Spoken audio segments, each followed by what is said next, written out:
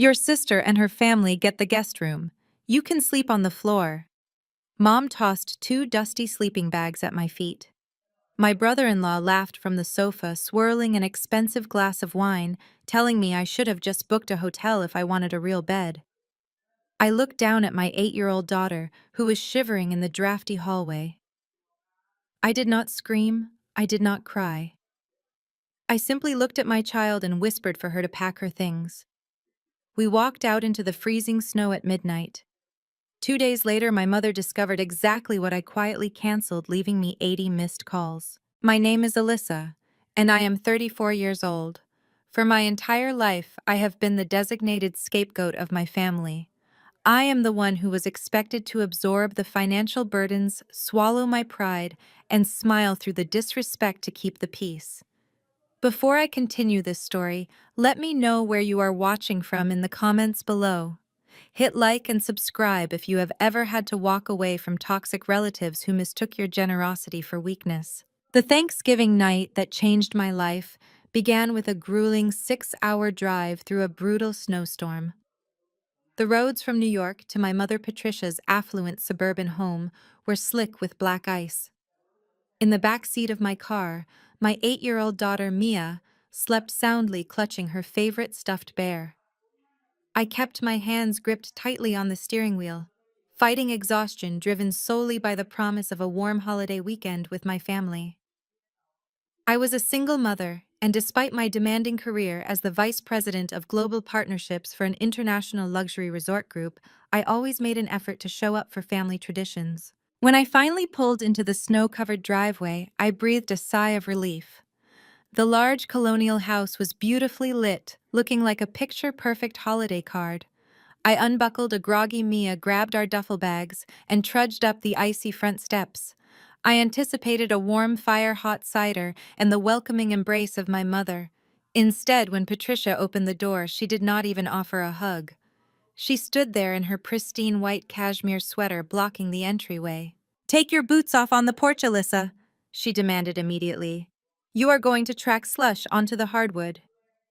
I complied, shivering, as the freezing wind whipped around us. I guided Mia inside, expecting my mother to lead us to the upstairs guest room we usually shared. But Patricia did not move toward the stairs. Instead, she reached into the hall closet and pulled out two rolled-up mildew-scented sleeping bags. She dropped them unceremoniously at my feet. "Brittany and Jamal are using the main guest suite," Patricia announced, her tone daring me to argue. "And before you ask, no, you cannot use the downstairs study. Brittany set up her recording equipment in there. You and Mia will have to take the basement." I stared at the sleeping bags on the floor, my brain struggling to process her words after the exhausting drive. The basement was unfinished, poorly insulated, and completely freezing in the dead of winter. "Mom, it is 20 degrees outside," I said, keeping my voice low so I would not frighten Mia. "You expect an 8-year-old child to sleep on a concrete floor in the basement?" We agreed weeks ago that Mia and I would have the guest room. "Plans change," Patricia snapped, crossing her arms. "Brittany's toy poodle needs space so it does not get stressed out by the holiday commotion. The dog needs the extra square footage to run around. You are an adult, Alyssa. You can manage a few nights in the basement. Do not be so selfish and ruin Thanksgiving for everyone." I looked past my mother into the warm, brightly lit living room. My younger sister, Brittany, the undisputed golden child of the family, was sitting by the roaring fireplace. At 30, Brittany fancied herself a high society lifestyle influencer, though her actual income was practically non-existent. She spent her days unboxing designer items she could not afford and complaining about how hard her life was. Sitting next to her was her husband, Jamal. Jamal was a 32-year-old African-American man who confidently introduced himself as a cryptocurrency entrepreneur and financial visionary. In reality, Jamal was an arrogant freeloader who had not held a steady job in 4 years. He was currently draped over the expensive leather sofa, wearing flashy designer clothes that screamed new money, swirling a glass of my mother's best Cabernet. Jamal noticed me standing in the chilly entryway and let out a loud, mocking laugh. "Economy tough, sis. Jamal called out, his voice dripping with condescension. If you wanted luxury, you should have just booked a five-star hotel. But I guess not everyone has the portfolio for that kind of lifestyle. Just layer up down there. Brittany giggled, petting her perfectly groomed poodle. Jamal is right, Alyssa. You should really learn how to budget better. Maybe then you would not have to rely on Mom for free housing during the holidays. The absolute audacity of their words hit me like a physical blow. The irony was suffocating. I did not rely on my mother for free housing. For the past 5 years, I had been the one quietly paying the entire mortgage on this very house. When my father passed away, he left behind a mountain of secret debt, and Patricia was days away from foreclosure. I stepped in quietly, covering the monthly payments to save her pride. Patricia told everyone at her exclusive country club that the house was paid off thanks to Jamal's brilliant investment advice. She allowed Jamal to parade around like the man of the house, taking credit for the very roof over his head, a roof that my hard-earned corporate salary provided. Jamal was currently wearing a $5,000 watch and drinking a $200 bottle of wine, entirely funded by a black credit card that Patricia claimed was a family emergency fund. That black card was linked directly to my personal bank account. I looked down at Mia. She was rubbing her tired eyes, her small shoulders shivering in the drafty hallway. She looked from the dirty sleeping bags to her grandmother, confusion and sadness washing over her sweet face. "Why doesn't Grandma want us in the warm room?" Mia whispered, her voice trembling. In that exact moment, a profound icy clarity washed over me. For years I had swallowed my pride. I had paid the bills, ignored the insults, and allowed them to treat me like a second-class citizen just to maintain the illusion of a family. I had let them gaslight me into believing that being the bigger person meant accepting abuse. But looking at my daughter, realizing that they were perfectly willing to let a child freeze on a concrete floor so a dog could have a luxury suite, the illusion shattered. I would not teach my daughter to beg for love from people who despised us. I did not scream. I did not argue. I did not demand recognition for the mortgage I paid or the credit card they abused. I simply reached down, picked up the mildewed sleeping bags, and tossed them directly back into the hall closet. "Put your coat back on, Mia," I said gently, taking her small hand in mine. "We are leaving." Patricia's eyes widened in shock. She stepped forward, her face flushing with sudden anger. "You cannot just leave. It is midnight in a snowstorm. Do not be so dramatic, Alyssa." "Watch me," I replied, my voice devoid of any emotion. I turned my back on them, guided my daughter out the front door, and walked out into the freezing snow, leaving my mother speechless in the doorway. As I secured Mia in her car seat and started the engine, I knew this was not just a departure. It was an eviction. They wanted to treat me like an outsider in the house I paid for. Now they were going to find out exactly what happens when the outsider cuts the funding. Patricia stepped directly into my path as I turned toward the heavy oak door. Her face, usually so carefully arranged for her country club friends, twisted into an ugly mask of pure indignation. She threw her arms out, physically blocking the exit. "You are being incredibly selfish right now, Alyssa." Patricia hissed, her voice sharp enough to cut through the freezing draft pouring in from the porch. "You are ruining Thanksgiving for everyone. You expect me to just let you walk out of here and embarrass me in front of Jamal? You are acting like a spoiled child over a simple sleeping arrangement. You are not walking out that door." From the living room, I could hear Jamal laughing, the ice clinking in his expensive wine glass. "Let her go," Patty Jamal called out, his tone dripping with lazy arrogance.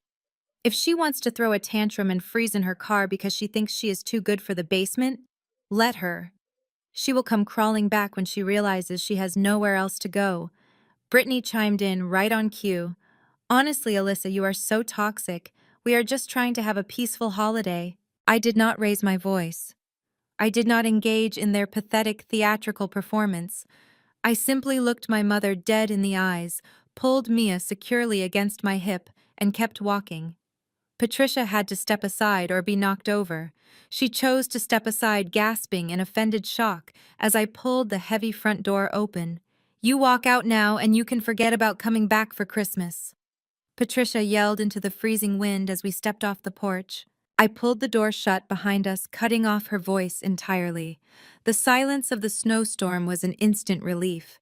I buckled Mia into her car seat, my hands completely steady. I started the engine, blasting the heat to chase the bitter cold from the cabin. As I pulled out of the driveway, leaving the picturesque colonial house behind in a swirl of white snow, the silence in the car grew heavy. I glanced in the rearview mirror. Mia was clutching her teddy bear, her small face illuminated by the passing streetlights. Mommy Mia asked, her voice trembling slightly, "Why does Grandma not love us?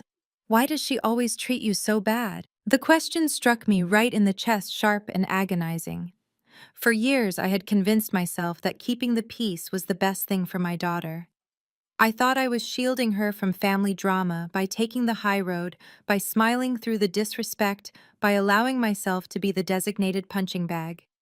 But Mia was incredibly observant. She saw exactly what was happening. She saw her mother being degraded, and she internalized it. By accepting their abuse, I was teaching my own daughter that we deserve to be treated like garbage. I swallowed the heavy lump of grief in my throat. I reached back and gently squeezed her knee. "Grandma has a broken heart, baby," I said, keeping my voice calm and reassuring. "But that is her problem to fix, not ours. And I promise you nobody is ever going to treat us like that again. Not tonight, not ever." Mia nodded, curling up under her blanket, and within minutes the gentle hum of the heater lulled her to sleep. With my daughter resting safely, the adrenaline faded, replaced by a cold, calculating clarity. I activated the Bluetooth interface on my dashboard and called the priority concierge line for my company. Working as the vice president of global partnerships for an elite luxury hospitality group had its distinct privileges. Within 3 minutes, my concierge had secured the presidential suite at a five-star hotel in downtown Manhattan. I charged the $3,000 per night rate to my personal account without blinking. Jamal was completely wrong. I did have the portfolio for luxury. I was the one who practically invented the standard for it. As I drove through the snow-covered highway, my mind replayed the sheer audacity of my mother and sister. They treated me like a financial parasite while literally living inside an illusion I paid for. I glanced at the banking app notification glowing on my dashboard display. The automatic transfer for Patricia's $5,000 monthly mortgage payment was scheduled to clear in 3 days. 5 entire years. When my father passed away, he left behind a labyrinth of debt and a final foreclosure notice. Patricia had been sobbing, terrified of losing her social standing at the country club. I had stepped in immediately using my corporate salary and strict financial discipline to bail her out. I quietly assumed the mortgage. I never asked for a thank you. I never demanded recognition. But Patricia could not handle the truth that her least favorite daughter was her savior, so she fabricated a massive lie. She told her wealthy friends, her neighbors, and our entire extended family that the house was paid off thanks to Jamal. She claimed Jamal was a cryptocurrency genius who had generated massive wealth and generously rescued the family estate. Jamal, a man who had not held a W-2 job since his 20s, happily played the part. He paraded around my property, bragging about his fictional investment portfolio, wearing luxury watches, and driving a brand new Range Rover that I had financed for the family.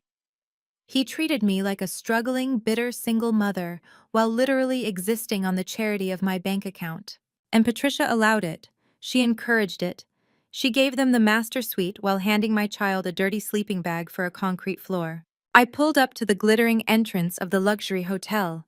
The valet immediately rushed out to open my door, welcoming me by name. A bellhop carefully unloaded our bags, and a manager personally escorted Mia and me to the top floor. The presidential suite was a sanctuary of warmth featuring panoramic views of the snowy city, a roaring marble fireplace, and a bed so massive and soft that Mia barely stirred as I tucked her under the Egyptian cotton sheets. I walked into the adjoining private study and sat down at the heavy oak desk. The silence of the suite was broken only by the relentless aggressive buzzing of my phone. I pulled the device from my coat pocket. 80 missed notifications. The family group chat was exploding. Brittany had sent 10 messages calling me a dramatic psycho who hated seeing other people happy. Jamal had sent voice memos laughing about how I was probably freezing in a cheap motel. Patricia had left a blistering paragraph demanding I return immediately and apologized to Jamal for my disrespectful exit, finishing with a threat that I would not receive a single dime of family inheritance if I did not fix my attitude. I did not reply to a single message. I did not justify my departure. I simply set the phone face down on the desk. I unzipped my laptop bag and pulled out my computer. The screen illuminated the dark room, casting a pale glow across my face. I opened my secure browser and navigated directly to my central credit card management portal. I typed in my credentials, bypassed the security prompts, and accessed the master control dashboard. The time for keeping the peace was officially over. The screen of my phone lit up the darkened study of the presidential suite, vibrating relentlessly against the polished oak desk. I picked it up, watching the notifications cascade down the screen from our group chat, which my mother had unironically named Family First. I unlocked the device and scrolled through the barrage of messages. They were a masterclass in gaslighting, perfectly designed to provoke a reaction. My family thrived on my defensive responses. They wanted me to argue, to scream, to justify myself, so they could easily dismiss me as the unstable, bitter single mother they desperately needed me to be. Jamal had sent the first message. Feel bad for you, sis. Single mom life is clearly too much pressure. It makes you mentally unstable. Walking out into a blizzard over a dog, getting the guest room. Get help. You are embarrassing yourself. Brittany immediately followed up. Honestly, you completely ruined Thanksgiving. Mia was probably crying because you dragged her out into the freezing cold like a total psycho. Do not expect an apology from us. You need to learn how to adapt. Then came Patricia. The matriarch had to have the final word. If you think this dramatic little stunt will make me beg you to come back, you are dead wrong, Alyssa. I am calling my lawyer on Monday morning. Do not expect a single dime of inheritance from my estate. You are officially cut off. I read the word inheritance and actually let out a quiet, genuine laugh. It was the most absurd threat she could have possibly made. Patricia did not have an estate. She had a mountain of hidden debt, a maxed-out line of credit, and a mortgage that I had been paying for 5 solid years. She was threatening to cut me out of an inheritance that was entirely funded by my own bank account. Normally, I would have spent an hour drafting a long, emotionally exhausting paragraph. I would have outlined how much money I contributed, how disrespectful they were, and how deeply they had hurt me. But tonight, I was done explaining my worth to people who were committed to misunderstanding me. I did not type a single word. I simply long-pressed Patricia's ridiculous threat and tapped the thumbs-up emoji. I did the exact same thing to Jamal's message about me being unstable. A simple silent acknowledgement that I had seen their words. I placed the phone face down on the desk, cutting off their digital noise. I turned my attention to the glowing screen of my laptop. I was logged into the internal executive portal for my luxury resort corporation. As the vice president of global partnerships, I had access to the highest tier of our booking systems, a system that managed some of the most exclusive and expensive properties in the world. I navigated past the general dashboard and clicked on my personal reservations tab. There it was, the absolute crowning jewel of Patricia's social calendar. Her grand, highly publicized 40th anniversary vow renewal. For the past 6 months, Patricia had talked about nothing else. She had boasted to every single member of her elite country club about the lavish, no-expense-spared winter wonderland vacation awaiting them. 50 of her most wealthy, judgmental friends were invited. They were all scheduled to fly out to Aspen next week for a 7-day retreat. Patricia had proudly told everyone who would listen that her brilliant, successful son-in-law Jamal had struck gold in a cryptocurrency venture and was footing the entire bill. She claimed Jamal had bought out 15 luxury ski-in ski-out villas to honor her anniversary. She paraded him around the country club as the ultimate provider. The reality was entirely different. Jamal did not pay a single cent. Patricia did not pay a single cent. I had used my executive status to secure the absolute best villas at our flagship Aspen property during the absolute peak of ski season. The total cost was $150,000, and it had been charged directly to my corporate-linked personal black card. I had agreed to pay for it because Patricia had cried to me about how much she needed this event to maintain her social standing after my father passed. I had funded the private chefs, the chartered ski lifts, the imported champagne, and the heated outdoor event tents. My mother's only request to me regarding the trip was that I stay in the background during the professional photo shoots, so my presence as a single mother would not throw off the elegant aesthetic of her perfect family. I stared at the reservation details on my screen. All the names of her country club friends were neatly arranged in the guest manifest. The itinerary was flawless. It was a $150,000 masterpiece of event planning, handed to people who had just tossed two mildewed sleeping bags at my 8-year-old daughter. I rested my hand on the trackpad. I moved the cursor to the top right corner of the reservation portal. A bright red button sat there waiting. It read, "Modify or cancel reservation." I clicked it. The system immediately generated a warning prompt in bold text. "Are you sure you want to cancel this VIP corporate booking? This reservation is for 15 premium properties during peak season. This action cannot be undone, and the properties will immediately be released to the public waitlist." I did not hesitate. I did not feel a single ounce of guilt. I clicked confirm. The screen loaded for a brief second before a bright green checkmark flashed across the display. Booking canceled. $150,000 refunded to the original payment method. I stared at the confirmation text, feeling a massive suffocating weight lift off my shoulders. I closed the laptop with a soft, definitive click.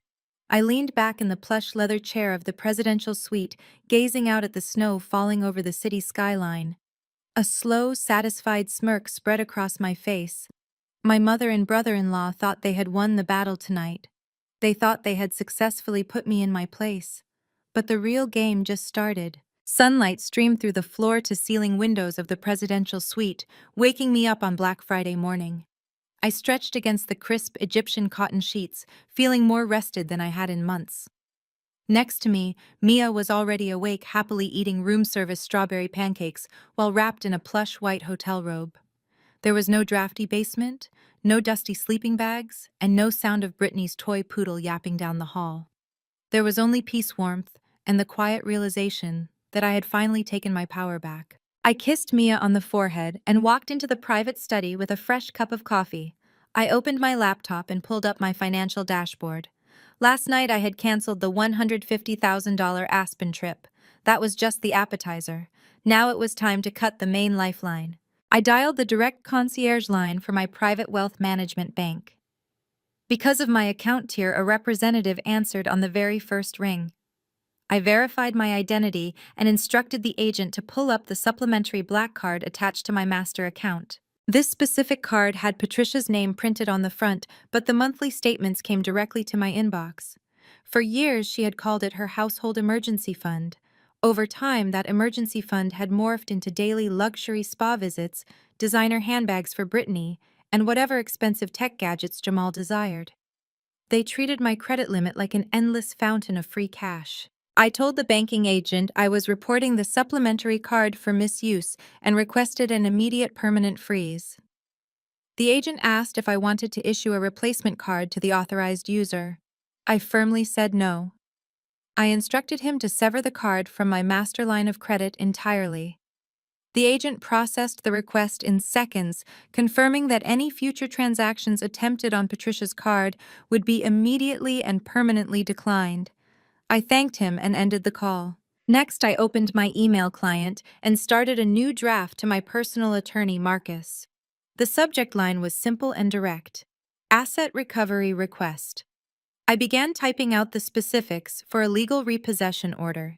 The asset in question was a brand new, fully loaded Range Rover. Just last month at our Sunday family dinner, Jamal had tossed the heavy leather key fob onto the dining table with a loud clatter. He had been wearing a tailored designer suit, pointing at me with his fork while lecturing me about finances. He told me that corporate drones like me would never understand real wealth. He bragged that he had made $30,000 while sleeping thanks to his cryptocurrency portfolio. He called my executive career a dead-end job, saying I was just a glorified maid for rich hotel guests. He boasted that true wealth came from being a visionary investor like him. I had stayed completely silent during that dinner, while Patricia nodded in enthusiastic agreement, telling Brittany how lucky she was to marry such a strong provider. They all conveniently ignored the massive, glaring truth. Jamal did not own a single share of cryptocurrency. He did not own a business. And he certainly did not own that Range Rover. 2 years ago, Patricia had come to my apartment crying because Jamal's old sedan had broken down. She claimed he needed a luxury vehicle to look successful and attract high net worth investors for his new startup. She begged me to co-sign a loan. I refused to co-sign, knowing his credit score was entirely destroyed. Instead, to get her to stop crying and to keep the family peace, I financed the car entirely under my name and my corporate LLC. It was legally my vehicle. I paid the massive down payment. I paid the monthly lease. I paid the premium insurance. Jamal was merely an authorized driver operating my property. I typed out the instructions to Marcus with absolute clarity. I wanted Jamal's driving authorization revoked immediately. I wanted a professional repossession team dispatched to collect my vehicle, no matter where it was parked. I hit send, watching the email vanish into my outbox. It was Black Friday. I checked the gold clock on the desk. It was 10 in the morning. I knew exactly what my family was doing right now. Patricia, Brittany, and Jamal treated Black Friday shopping like a royal procession. They would be at the luxury boutiques downtown, fueled by leftover turkey and an unwarranted sense of superiority. They would be browsing the high-end display cases, completely oblivious to the fact that the financial ground had just collapsed beneath their feet. I imagined them walking into their favorite stores. I imagined Patricia demanding VIP treatment, waving her black card around like a magic wand. I imagined Brittany pointing at expensive items, telling her mother which ones she absolutely needed for her aesthetic social media posts. I stepped away from the desk and walked over to the window, looking out at the bustling snow-covered city below. My phone chimed with a crisp, sharp alert. I picked it up. It was an automated fraud prevention text message directly from my bank. Attempted transaction declined. Card ending in 4829. Merchant Rolex Boutique. Amount $22,500. Status blocked due to account freeze. Less than a minute later, a second alert popped up on my screen. Attempted transaction declined. Card ending in 4829. Merchant Rolex Boutique. Amount $22,500. Status blocked. Then came a third alert. The exact same amount. The exact same luxury watch store. The exact same humiliating rejection. Jamal was trying to buy himself a Rolex on my dime. He was probably standing at the pristine glass counter right now, his confident, arrogant smirk slipping off his face as the cashier handed the card back with a sympathetic, pitying look. I could perfectly picture the hot embarrassment spreading across his face as Patricia tried to argue with the store manager, demanding they run the card one more time because there must be a system error. There was no system error. I set the phone down on the polished marble counter, raised my ceramic mug, and took a slow, deeply satisfying sip of my coffee. The cleanup had officially begun. I opened the social media app on my phone, curious to see how my family was handling their morning. It did not take long to find Brittany. She had just gone live to her 50,000 followers, broadcasting from the heated passenger seat of the exact Range Rover my lawyers were currently tracking down for immediate repossession. She held a venti iced latte in one hand and adjusted her oversized designer sunglasses with the other. "Get ready for the ultimate Aspen countdown, you guys!" Brittany squealed into the camera, her voice echoing through the quiet study of my hotel suite. My mom literally rented out the most exclusive VIP resort in Aspen for her 40th anniversary vow renewal. We have 50 guests coming, private chefs, ski-in ski-out villas. Everything is fully comped. Honestly, this is just what happens when your family understands real wealth. Shout out to my amazing husband Jamal for making the right investments so we can live this lifestyle. Only the absolute elite can pull this off. Do not settle for a 9-to-5, ladies. I watched her blow a kiss to the camera before the video looped. The sheer level of false confidence was staggering. She was sitting in a car she did not own, bragging about a vacation that no longer existed, funded by a man who did not have a dime to his name. I closed the app, smiling at the brilliant irony of it all. While Brittany was busy performing for strangers on the internet, Patricia was executing her own performance in the real world. Friday mornings post-Thanksgiving were sacred to my mother. She always treated herself and three of her most influential judgmental country club friends to a full day of pampering at the Platinum Lotus, the most expensive spa in the county. I knew exactly how her morning was going. She would be draped in a plush silk robe, sipping cucumber water, and loudly dominating the conversation in the relaxation room. She would be telling Susan, Eleanor, and Margaret all about her fabulous son-in-law. She would brag about how Jamal paid off her mortgage and how he was funding this extravagant Aspen getaway. She would make sure everyone in the spa knew she was a woman of immense wealth and status. At exactly 1 o'clock in the afternoon, my phone screen lit up with an incoming call. The caller ID displayed Patricia's name. I let it ring 4 times, taking another leisurely sip of my coffee, before sliding my finger across the screen. Alyssa. Patricia barked the second the line connected. Her voice was a tight, panicked hiss. "Call your stupid bank right this second." I kept my tone light and breezy. "Good afternoon, Mom. Is everything okay?" "No, everything is not okay," she snapped, her words tumbling out in a furious whisper. "I am standing at the front desk of the Platinum Lotus. I just treated the girls to the caviar facial package and Swedish massages. The bill is $2,000 and your ridiculous emergency card just declined." The machine literally said blocked. "Do you have any idea how embarrassing this is? Susan is standing right behind me. Fix it now. Tell them to lift the security freeze." I could picture the scene perfectly. Patricia standing at the marble counter, her face flushed red with humiliation, as the spa manager politely asked for another form of payment.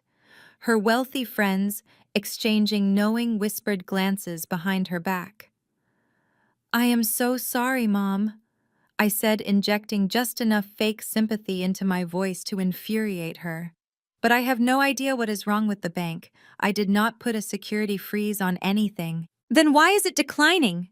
she demanded, her voice rising in panic. "Run it again!" she yelled at someone in the background. "Run it again," I said. "It is a bank error." "It is a call." I tapped my fingernails against the wooden desk. "If my emergency card is not working, why do not you just have Jamal cover it?" I asked innocently. "I mean, he made $30,000 in his sleep last night, right? He is a cryptocurrency millionaire. $2,000 for a spa day should be pocket change for a visionary investor like him. Tell Jamal to handle it." There was a dead, suffocating silence on the other end of the line. Patricia knew exactly what I was doing. She knew Jamal did not have $2,000 to his name. She knew his credit cards had been maxed out for years. For the first time, she was trapped in the very lie she had created. "You vindictive, ungrateful little brat," Patricia hissed, her voice shaking with pure venom. "You are doing this on purpose because you are jealous. You are cutting off the card to ruin my day." "I am not ruining anything, Mom," I replied softly. "I am simply letting the man of the house take care of his family. Enjoy the rest of your spa day." I ended the call and placed the phone back on the desk. Patricia would now have to turn around, face her snobby friends, and beg one of them to cover her massive spa bill. The social humiliation would be agonizing for her, but it was only a fraction of what was coming. The weekend passed in a blur of frantic, ignored text messages from my family. They were annoyed about the credit card and furious about my absence, but they were still completely oblivious to the real danger. They still believed they held the upper hand. They still believed the Aspen trip was happening. As the new week began, the countdown to the anniversary trip entered its final phase. 50 of Patricia's most elite, wealthy, and highly critical friends were actively packing their bags. They were buying new designer ski gear. They were arranging transport to the airport. They were all talking about the magnificent, fully comped, luxury vacation Patricia had promised them. My corporate dashboard showed the reality. The 15 villas at the Aspen Resort had already been rebooked by other paying guests. The private chefs had been reassigned to different parties. The heated event tents were dismantled. There was absolutely zero record of Patricia's name anywhere in the resort system. Yet according to Brittany's relentless social media posts, the family was currently loading up their luggage to head to the airport. They were taking selfies with their boarding passes.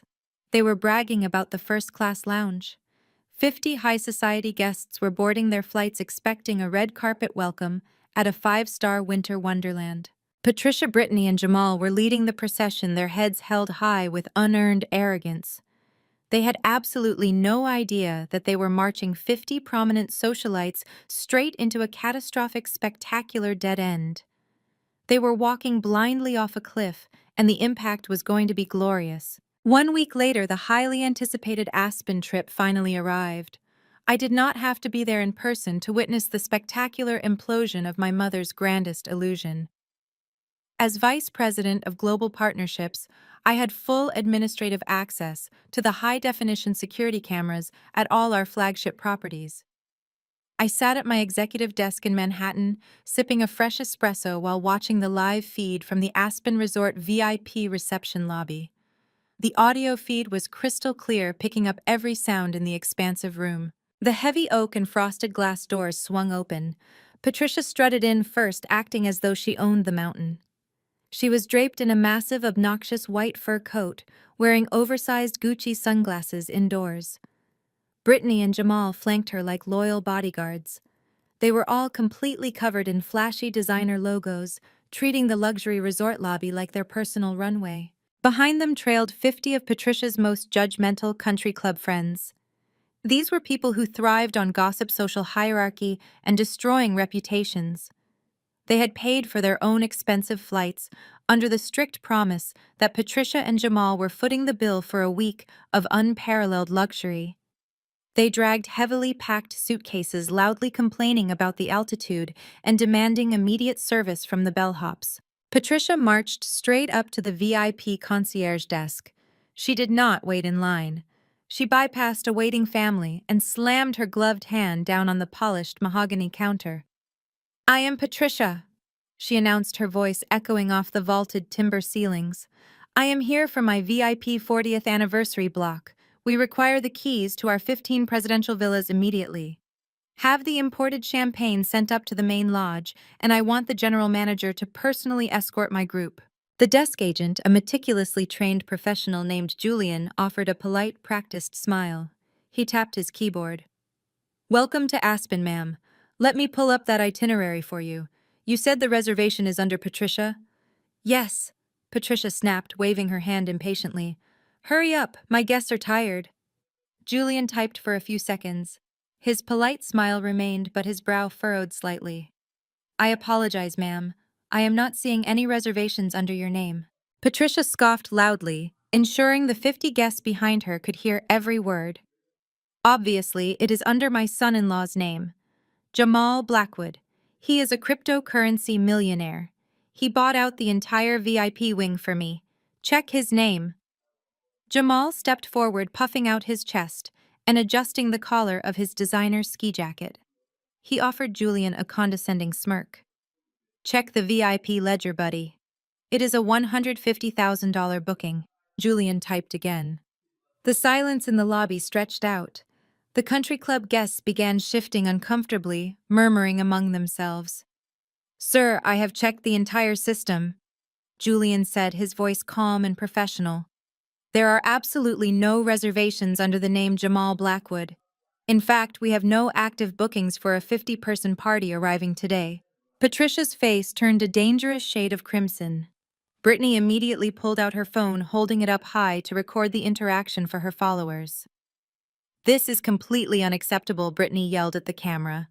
"We are literally at the most expensive resort in Aspen, and their system is completely broken. Look at this terrible customer service." Patricia slammed her hand on the desk again, much harder this time. The loud smack made several guests jump in surprise. "Do you have any idea who I am? We flew all the way here on private charters. I have 50 elite guests standing in your lobby. We have 15 presidential villas booked. Fix your pathetic computer system right now, or I will have you fired before lunch." The country club friends were no longer murmuring. They were openly complaining. Susan, the most notoriously vicious gossip of the group, stepped forward. Patricia, what on earth is going on? I did not fly all the way to Colorado to stand in a lobby like a commoner. Julian did not flinch under the pressure. He simply typed a master override code into his terminal. Ah, I do see a record here. There was a corporate booking for 15 presidential villas for this exact date range. Patricia let out a loud, dramatic sigh of relief, turning back to her friends with a triumphant smile. See, I told you. These incompetent workers always need to be yelled at to do their jobs properly. She turned back to Julian, crossing her arms. Well, give us our keys. I cannot do that, ma'am, Julian replied, his voice dropping to a cold, authoritative tone. As I stated, this is a past record. The entire block of 15 villas was manually cancelled and fully refunded 5 days ago. The villas have already been rebooked by other paying guests. We are currently at 100% capacity. There are no rooms available for your party. The entire lobby went dead silent. The 50 guests stared at Patricia in absolute shock. Cancelled! Patricia screamed, her voice cracking with hysteria. What do you mean cancelled, Jamal? Tell him to fix it. Tell him you paid for it. Jamal opened his mouth, but no words came out. His arrogant posture deflated instantly. He looked frantically at the desk, then at the angry crowd of rich socialites standing behind him. This is a mistake! Patricia shrieked, pointing a trembling finger at Julian. You cancelled my reservation by mistake. I will sue this entire resort. I want the name of the person who cancelled my trip right now. Julian did not argue. He did not apologize. He simply took hold of the large computer monitor and swiveled it completely around so the bright screen faced Patricia, Jamal, and Brittany. I leaned closer to my own monitor, watching the security feed as Patricia leaned in to read the text. The letters were massive and highlighted in red. Status canceled. Refund issued $150,000. Authorized by corporate headquarters. Account holder, Vice President of Global Partnerships, Alyssa Wilson. Patricia froze completely. Her eyes widened in absolute horror as she read my name. All the color drained from her face, leaving her looking pale and suddenly very old. Brittany lowered her phone, her mouth hanging open in silent shock. Jamal took a physical step backward, bumping directly into Susan. Susan adjusted her glasses and read the screen aloud for the rest of the group to hear. Alyssa Wilson. Patricia, is that not your older daughter? The one you always say is a struggling, bitter single mother. Why is her name on the corporate account? I thought Jamal paid for this. The realization hit the crowd of elite guests like a massive shockwave. Jamal did not pay for this trip.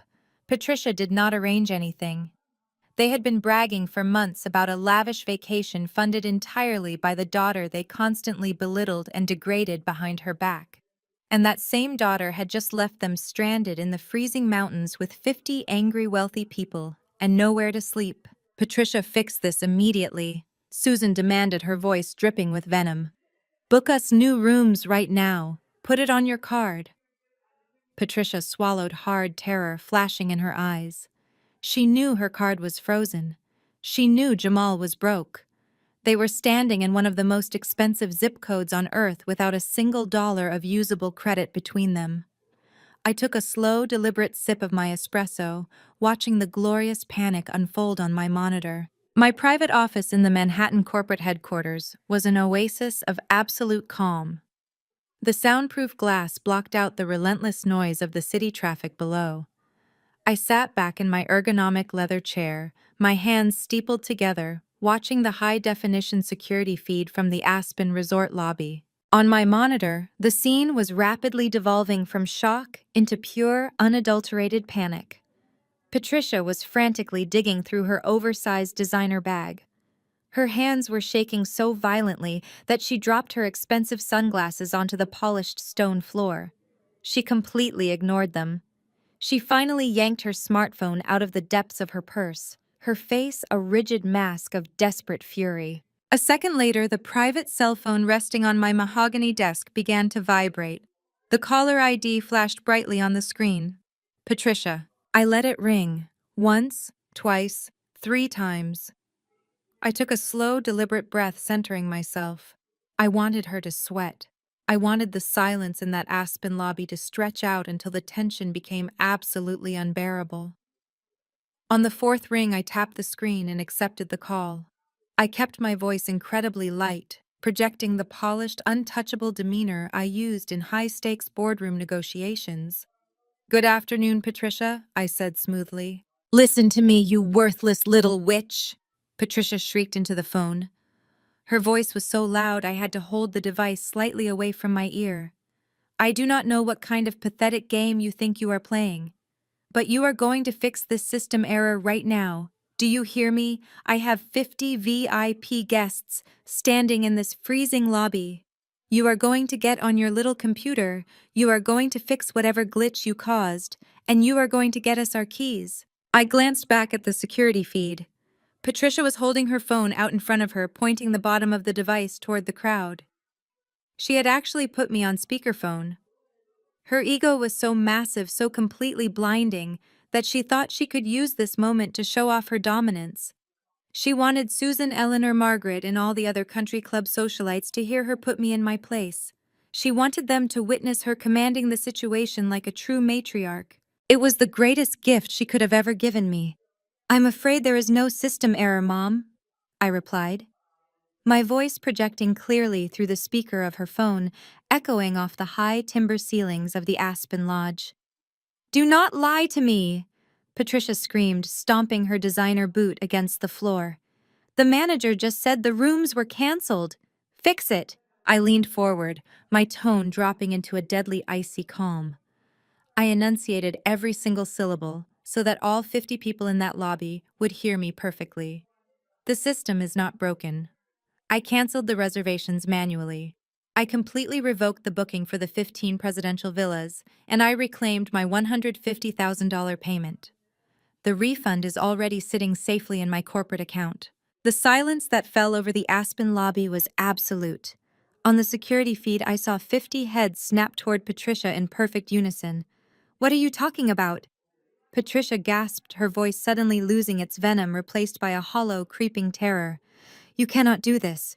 Jamal paid for this trip. You are just jealous." "We both know Jamal has not paid for a single thing in his entire life," I said smoothly, letting the absolute truth ring out for her entire social circle to hear. "Jamal is completely broke. I paid for this vacation. I funded the villas, the private chefs, and the heated event tents. I did it because you begged me to help you maintain your precious social standing. But then I realized something over Thanksgiving. I paused, letting the heavy weight of the moment hang in the frigid mountain air. I decided that an unstable, bitter single mother, who does not even deserve a bed in the guest room, should not be financing your luxury lifestyle. I figured a woman who gets thrown out into a blizzard over a toy poodle should probably keep her hard-earned money to herself, so I cut the cord. The reaction from the crowd was instantaneous. Susan, the undisputed queen of their country club gossip ring, stepped forward. Her eyes were wide with a mixture of shock and predatory delight. Patricia Susan demanded, her voice sharp and accusatory. "Did Alyssa pay for this trip? Have you been lying to us this entire time?" Eleanor chimed in from the back, waving her boarding pass in the air. "She told everyone Jamal was a cryptocurrency millionaire. She swore he rented the entire VIP wing for us. She does not even have rooms for us," another guest yelled indignantly, dropping his heavy ski bag onto the floor. "We flew all the way out here on our own dime for absolutely nothing." On my screen, Patricia looked like she was going to be physically sick. Her meticulously crafted illusion of wealth and superiority was crumbling to dust in front of the exact people she was desperate to impress. Her mouth opened and closed, but she had absolutely no defense. The undeniable truth was staring her right in the face. Suddenly, Jamal lunged forward. He shoved Patricia aside and snatched the phone from her trembling hands. His face was twisted in a mixture of profound embarrassment and violent, desperate rage. "You absolute psycho!" Jamal roared into the speaker. His deep voice boomed through the lobby, drawing the attention of the resort security guards stationed near the entrance. "You think you can just pull the rug out from under us? You think you can embarrass me like this? I am going to destroy you. I will sue you for breach of contract." I am calling my lawyers right now, and we are going to take everything you have. I let out a soft, genuine laugh. It was a cold, highly amused sound that echoed right back at him through the speaker. Sue me for what, Jamal? I asked sweetly. For canceling a corporate vacation booked under my own name with my own corporate credit card. You do not have a contract. You do not have a lawyer. You do not even have a working credit card to buy a Rolex, do you? Jamal froze completely. His eyes darted around the lobby in pure panic as he realized I knew all about his failed, humiliating shopping spree at the boutique. Oh, and Jamal, I added, ensuring my voice was crisp and clear. You might want to figure out a new way to get home. By the time you land back in the city, that brand new Range Rover you have been driving will already be gone. I revoked your driving authorization this morning. The repossession tow trucks have already collected it. Before he could scream another useless, empty threat, I reached out and tapped the red button on my screen. I disconnected the call, plunging the Aspen lobby back into total chaos. I sat back in my plush leather chair, taking another sip of my espresso. I watched the silent security feed as 50 furious stranded guests began to completely surround Patricia and Jamal. They were demanding answers, demanding hotel accommodations, and demanding immediate reimbursement for their expensive flights. The resort manager was already picking up his radio to call security to clear the lobby. The false confidence was dead. The panic had officially begun. The sharp click of the disconnected call echoed loudly through the Aspen lobby, amplifying the absolute silence that had fallen over the crowd. Through the high-definition security feed on my office monitor, I watched the immediate aftermath of my departure. Jamal stood frozen, staring down at Patricia's phone in his hand, as if the device itself had physically burned him. The color had completely drained from his face, leaving him looking sickly and small beneath his oversized, heavily branded ski jacket. For a few seconds, no one moved. The 50 elite country club guests, draped in their cashmere and fur, simply stared at the family they had once envied. Then Jamal's survival instinct kicked in. It was the same arrogant, foolish instinct that had allowed him to fake his way through life for years. He shoved the phone back at Patricia and puffed out his chest desperately, trying to salvage his shattered ego in front of the wealthy audience. He forced a loud, booming laugh that sounded entirely unnatural. "Who do you think you are?" Jamal yelled at the ceiling, pretending I was still on the line, acting as though my hanging up was a sign of weakness rather than a declaration of war. "You think we need your money? You are nothing." He turned around to face the crowd of restless, whispering guests. He raised his hands in a placating gesture, flashing his signature salesman smile. "Listen, everyone. Please remain calm," Jamal announced, his voice dripping with forced bravado. "My sister-in-law has always been a deeply jealous, unstable woman. She is just trying to create drama because she is miserable in her own life. But do not worry. You are rolling with a visionary investor. I told you I was going to take care of you, and I am going to take care of you. We do not need her charity." Jamal spun around and marched right back up to the mahogany concierge desk. He leaned over the counter, glaring down at Julian. "Find us rooms," Jamal ordered, speaking slowly and aggressively. "I do not care if you have to kick other people out. I want 15 of your best available suites right now, and put the entire group's tab on my personal tab." With a theatrical flourish, Jamal reached into his jacket pocket, pulled out a heavy black credit card, and slammed it down onto the marble counter. I leaned closer to my monitor, a wide, genuine smile spreading across my face. I recognized that card instantly. It was the supplementary black card with Patricia's name printed on the front. The exact same card I had permanently frozen and reported for misuse on the morning of Black Friday. Jamal was so utterly clueless about his own family's finances that he actually thought Patricia's magical emergency fund was still active. Julian, maintaining the icy, unflappable professionalism of a high-end luxury hotel manager, did not argue. He picked up the heavy metal card, tapped a few keys on his terminal, and swiped it through the reader. A sharp, flat, electronic beep echoed through the lobby. It was the universal sound of a declined transaction. Julian looked at the screen, his expression completely blank. He looked back up at Jamal. "Sir, this card has been declined." Jamal's confident smile faltered. He let out a nervous chuckle, glancing over his shoulder at the 50 guests who were now watching him like hawks. "That is impossible," Jamal scoffed, waving his hand dismissively. "It is a premium black card. There is no limit. Your machine is broken. Run it again." Julian did not swipe the card again. He simply read the bright red text flashing on his monitor. "Sir, the machine is functioning perfectly. The terminal indicates that this specific account has been permanently locked due to suspected fraud and misuse. The issuing bank has instructed us to confiscate the card if presented." Julian smoothly slid the black card under the counter, dropping it into a secure lockbox. The word fraud ripped through the lobby like a gunshot. The country club women gasped audibly. Susan stepped forward, her eyes narrowing as she glared at Patricia. "Fraud," Susan repeated loudly, ensuring every single guest heard the word. "You brought us here on fraudulent credit cards." Patricia looked like she was going to pass out. She grabbed the edge of a leather armchair to steady herself, her mouth opening and closing without producing a single sound. Brittany rushed forward, grabbing Jamal's arm. "Jamal, fix this!" she hissed frantically. "Use your crypto accounts. Use your investment cards. Do something. You are embarrassing me." Jamal was sweating now. Actual beads of perspiration were forming on his forehead, despite the chilly mountain air drafting in from the entrance. He frantically dug into his wallet, pulling out a handful of his own personal credit cards. He slapped a platinum Visa down on the counter. "Use this one," Jamal demanded, his voice cracking slightly. Julian swiped the Visa. "Beep, declined."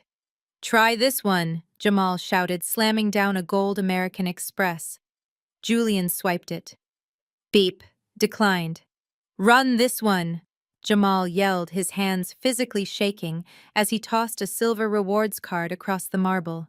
Julian swiped it. "Beep, declined." I watched the glorious, pathetic display from my office, savoring every single second of their ruin.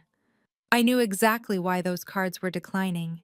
Brittany's daily shopping sprees, her designer handbags, her constant need to project an elite aesthetic on social media had drained every last cent they had. They were drowning in debt. Their credit limits had been maxed out for months. They had been surviving entirely on the illusion of wealth, using my money to float their fake lifestyle. And now the money was gone. Julian pushed the 3 useless pieces of plastic back across the counter. "Sir, every single card you have presented is registering as severely overdrawn. You have 0 available credit. I must ask you to step away from the desk." The illusion was officially dead. The reaction from the 50 VIP guests was absolute and merciless. High society elites did not tolerate liars, and they certainly did not tolerate being inconvenienced by broke frauds. Susan let out a sharp, mocking laugh that cut right through the tension in the room. She looked at Patricia with an expression of pure, unadulterated disgust.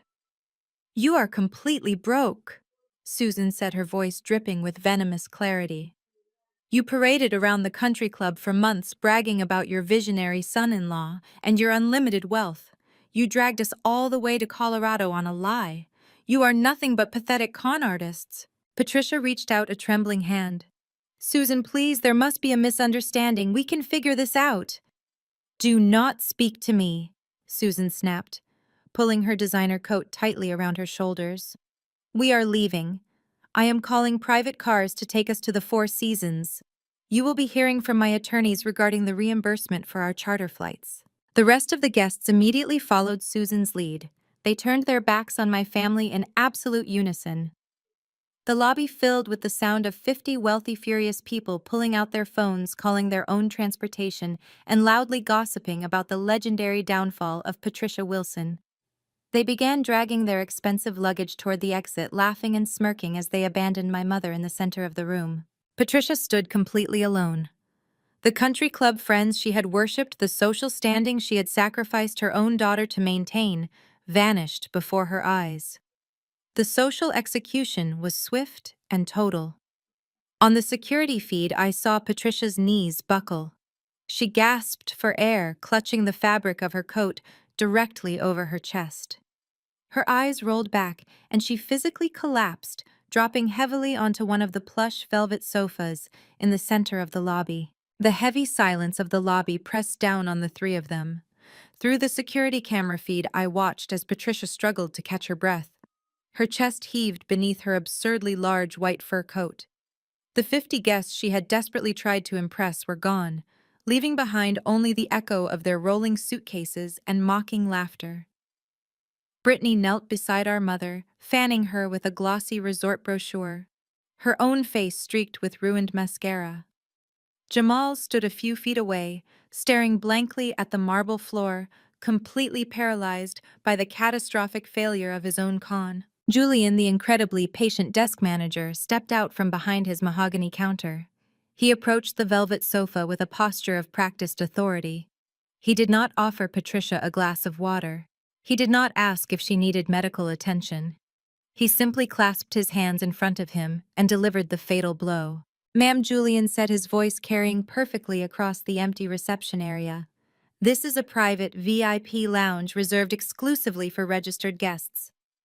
Since all your payment methods have been declined and your original booking was canceled by the account holder, I must ask you to secure a new form of payment immediately. If you cannot produce a valid card to cover a reservation, you will need to vacate the premises." The words snapped Brittany out of her panic. She sprang up, pointing an acrylic fingernail at Julian. "You cannot kick us out. It is freezing outside. We have nowhere to go. My husband is a millionaire." She spun around to face Jamal, grabbing the front of his jacket. Jamal stopped standing there like an idiot. "Transfer your crypto funds. Call your broker. Book the presidential villa in cash right now. Show this guy who we are." Jamal swallowed hard. His Adam's apple bobbed nervously. He pulled his phone from his pocket, his hands shaking so violently he almost dropped it. The truth was finally cornering him. Jamal was not a cryptocurrency visionary. He had never been an elite investor. 3 years ago, he had convinced Patricia to take out a massive second mortgage on her home, promising her a guaranteed return on a brilliant new digital coin. He had dumped every single penny of her money, along with his own meager savings, into what turned out to be an incredibly obvious Ponzi scheme. The creators vanished overnight, taking everything. Since that day, Jamal had been frantically covering his tracks. He opened high-interest credit cards, took out predatory personal loans, and secretly siphoned money from my corporate accounts whenever I left a card unattended. He had been playing a desperate game of musical chairs with crushing debt, terrified of the day the music would stop. Now the music was dead silent. "I need to make a call," Jamal mumbled, pulling away from Brittany's grip. He paced toward the large panoramic windows, pressing the phone to his ear. I turned up the audio feed on my dashboard. Jamal was calling his so-called investment buddies, the men he supposedly made thousands of dollars with every week. "Hey, Marcus," Jamal whispered frantically into the receiver. "Man, I am in a bind. I am out in Aspen and my accounts are temporarily frozen. I need you to wire me 10 grand. Just until Tuesday. I will pay you back double." There was a pause, then a loud scoffing laugh echoed through the phone's speaker. 10 grand, Marcus replied, his voice dripping with amusement. "Bro, you owe me $4,000 from last year.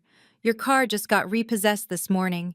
Everyone in the city knows you are broke. Do not ever call this number again."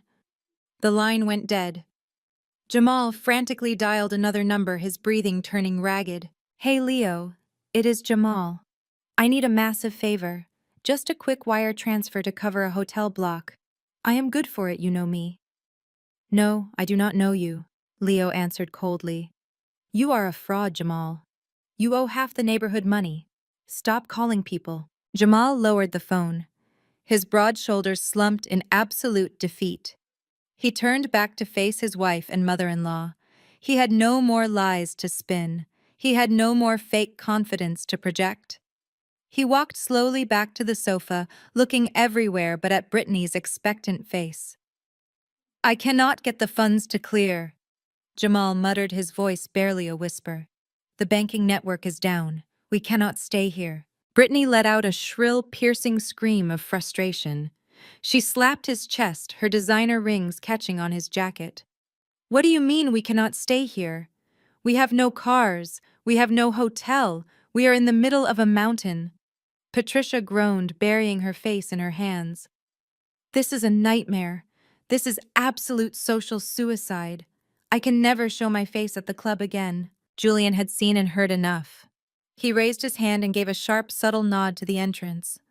Instantly, two towering security guards in crisp black suits stepped forward.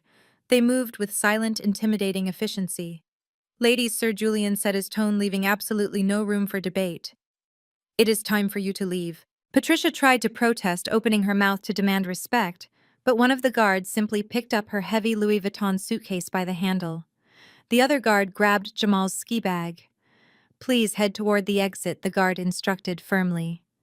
We will escort your luggage to the curb. If you refuse to comply, we will be forced to contact local law enforcement to have you removed for trespassing. There was no grand exit.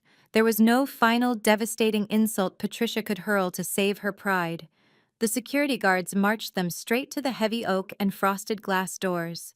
Brittany was sobbing loudly, her cries echoing off the stone walls as she dragged her feet. Jamal walked with his head down, utterly humiliated, avoiding eye contact with the few remaining resort staff members.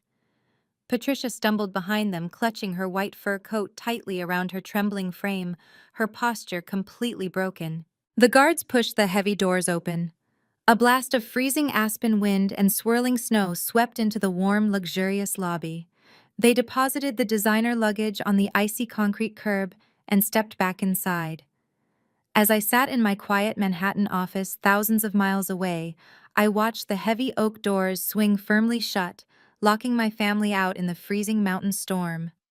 The heavy oak doors swung firmly shut, locking them out in the freezing mountain storm. Outside, the aspen wind was absolutely merciless. The temperature was plunging rapidly into the single digits, and thick wet snow was beginning to fall heavily, coating the immaculate resort driveway in a layer of slippery white slush. Patricia, draped in her absurdly large white fur coat, instantly began to shiver violently. Her designer heels slipped on the icy concrete as she stumbled away from the entrance, completely stripped of her previous arrogance. Brittany clutched her arms tightly around herself, her teeth chattering so loudly I could hear it through the exterior security microphones. She looked at Jamal, her mascara completely smeared down her pale, freezing cheeks. Jamal was frantically tapping on his phone, his thumbs swiping aggressively across the screen as he tried to find any available motel in the area. Find something! Brittany sobbed, stomping her designer boots against the pavement to stay warm. A Motel 6, a Holiday Inn, a hostel, anything. I cannot freeze to death out here on the curb. Jamal's hands were shaking so violently he nearly dropped his phone into a snowbank. I am trying, he snapped, his voice tight with panic. Every single card is declining on the booking apps. I cannot even get a $20 deposit to clear. I am completely locked out of everything. Patricia let out a dramatic wail, leaning heavily against a frozen stone pillar for support. My friends are sleeping in the Four Seasons right now, and I am standing on a curb like a common vagrant, she cried, pulling her coat tighter around her neck. This is a nightmare. Do something, Jamal. The crunch of heavy tires on fresh snow interrupted their pathetic pity party. A massive industrial tow truck, its bright amber lights flashing piercingly through the storm, backed slowly into the VIP parking circle. It bypassed the line of luxury sedans and headed straight for the sleek black Range Rover that Jamal had paid a private transport service to drive up from the city just to impress Patricia's country club friends. Jamal's head snapped up. His eyes widened in absolute horror as the tow truck driver lowered the hydraulic lift right in front of the Range Rover's customized bumper. "Hey, Jamal!" yelled, his voice cracking with desperation. "Hey, get away from that! What do you think you are doing?" Jamal sprinted across the icy driveway, slipping twice and nearly falling before reaching the truck. The driver, a burly man in a heavy, high-visibility jacket, stepped out of his warm cab. He held a metal clipboard and looked completely unbothered by Jamal's aggressive, flailing approach. "Are you Jamal Blackwood?" the driver asked in a bored, monotone voice. "I am the owner of that vehicle," Jamal barked, puffing out his chest and trying to look intimidating.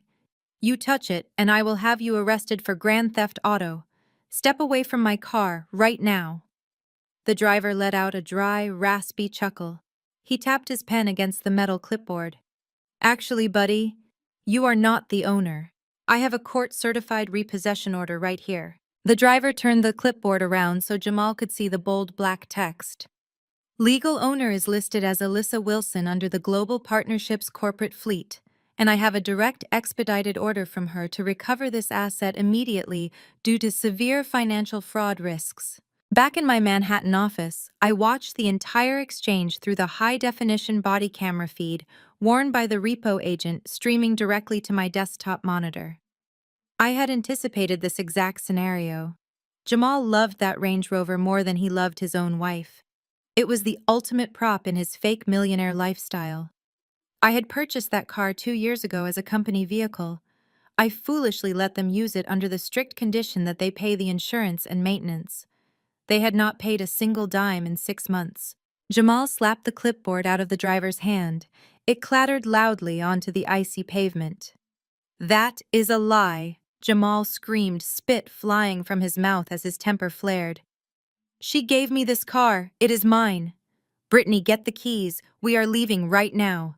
Brittany fumbled desperately in her designer bag, pulling out the silver key fob with trembling fingers. But before she could take a single step off the curb, the sharp, piercing chirp of a police siren cut through the howling mountain wind. A local Aspen police cruiser pulled swiftly into the circular driveway, its red and blue lights reflecting brightly off the falling snow. 2 uniformed officers stepped out into the storm. They looked incredibly stern, entirely unamused by the wealthy-looking people causing a public disturbance outside a luxury resort. "Is there a problem here, Gary?" the lead officer asked the tow truck driver, resting his hand casually on his utility belt. "Just a standard corporate repo," Officer Gary replied calmly, picking up his clipboard from the slush. "But this gentleman is getting physically aggressive and refusing to let me hook up the asset."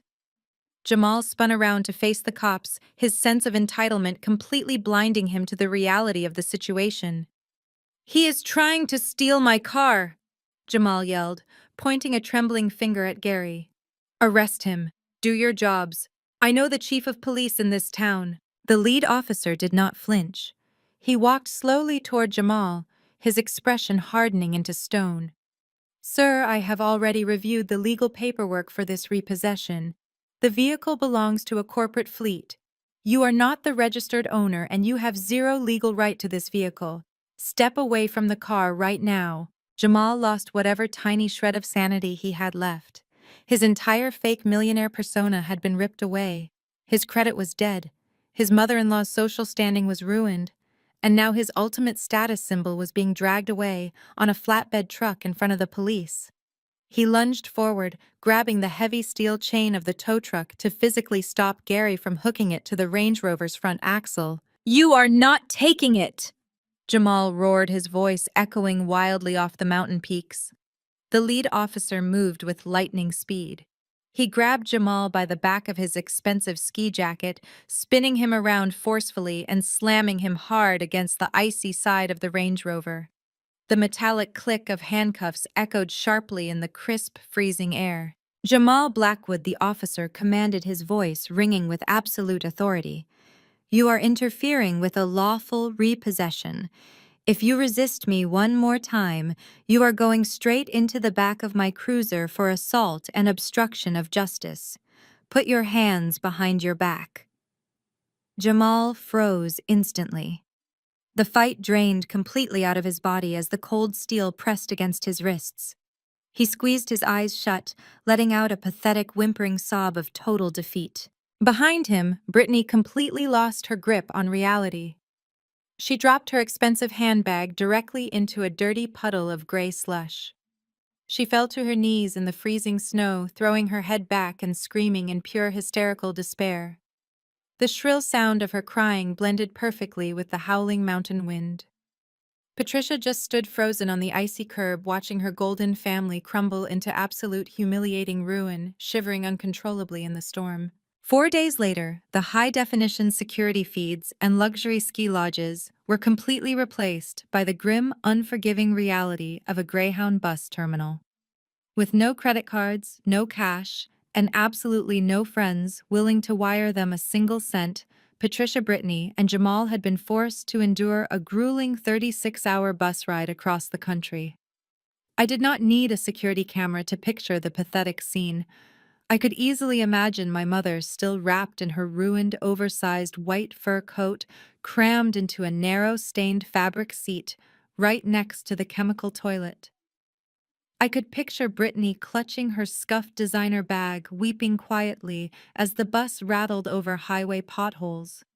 And Jamal, entirely stripped of his swagger, staring out the streaked window in utter defeat. The grand illusion of their elite social status had not just been shattered, it had been ground into the dirt. They finally arrived back at Patricia's house, a home that was currently teetering on the edge of foreclosure thanks to Jamal's brilliant crypto investments. The moment they stepped through the front door, my private cell phone began to light up. At first, Patricia chose pure, unadulterated rage. My screen filled with a barrage of frantic, venomous text messages. "You are an absolute monster. How could you humiliate us like that in front of Susan and Eleanor? You are completely dead to me. I will make sure everyone in the family knows what a psychopath you really are." I sat at my desk in Manhattan, sipping a fresh espresso, watching the angry messages scroll past. I did not type a single letter in response. Silence is the absolute worst punishment for a narcissist. It deprives them of the oxygen and attention they desperately need to keep fighting. By the second day, the crushing silence had clearly broken her. The arrogant rage evaporated rapidly, replaced by a cloying, desperate panic. The text messages stopped and the lengthy tear-soaked voicemails began. I hit play on the latest recording, leaning back in my ergonomic leather chair. "Alyssa, please." Patricia wept into the phone, her voice shaking with manufactured heartbreak. "Please pick up the phone. We have absolutely nothing to eat. The bank is calling me constantly about the mortgage. Jamal is facing serious legal trouble over the car. You cannot do this to us. You cannot do this to me. I am your mother. I gave birth to you. I raised you. You cannot just back us into a corner and leave me to die. Please show some compassion. You cannot push your own mother to the brink of ruin." She was using the ultimate manipulation tactic, weaponizing the concept of maternal love to force me back into submission. She truly believed that if she cried hard enough, if she played the desperate victim convincingly enough, I would automatically revert to the obedient check-writing daughter I had always been. She was completely wrong. I deleted the voicemail and opened my email client. I did not write to her directly. Instead, I instructed my corporate attorney to send a certified legal notice to Patricia's inbox, with a physical copy sent via certified mail to her front door. I watched my outbox as the message successfully sent. The email was cold, highly clinical, and completely devastating. It was a formal legal demand for the immediate repayment of $50,000. Over the past 8 months, Patricia and Jamal had secretly siphoned funds from a secondary corporate credit card I had mistakenly left linked to her emergency household account. They had not used it for emergencies. I had the itemized statement sitting right in front of me on my desk. $5,000 at Louis Vuitton, $12,000 on a luxury watch for Jamal, $8,000 at a high-end day spa. They had funded their delusion with my hard-earned capital. The legal notice gave them exactly 14 days to repay the $50,000 in full. If the funds were not deposited into my corporate account by the deadline, my legal team would formally press charges for credit card fraud and unauthorized theft. I was not just cutting them off. I was holding them entirely accountable for every single cent they had stolen. An hour after the email was delivered, my phone rang again. This time, the caller ID did not say Patricia. It flashed brightly with the name Thomas, my father. Thomas was a man who had perfected the art of looking the other way. For 30 years, he had enabled Patricia's toxic behavior, standing silently in the background, while she belittled my achievements and favored Brittany. He had never once defended me. He had never once told my mother she was wrong. He simply existed in the shadows, keeping his head down to avoid becoming her primary target. I accepted the call. "Hello, Dad," I said, my voice perfectly neutral. "Alyssa, what are you doing?" Thomas asked. His voice was heavy-laced with a disappointed, exhausted tone that immediately grated on my nerves. Your mother is hyperventilating in the kitchen. She just showed me the legal letter. $50,000.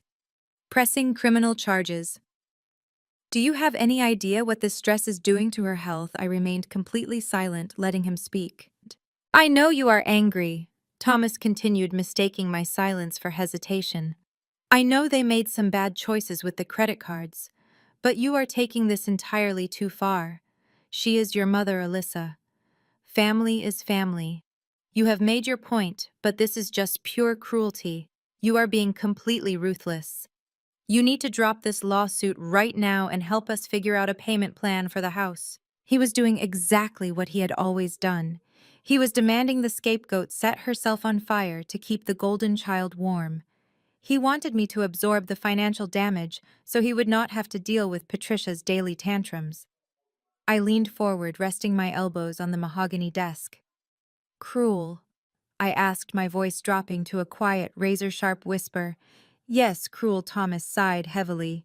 You are destroying this family over money. Let me ask you a very simple question, Dad, I said, cutting him off completely.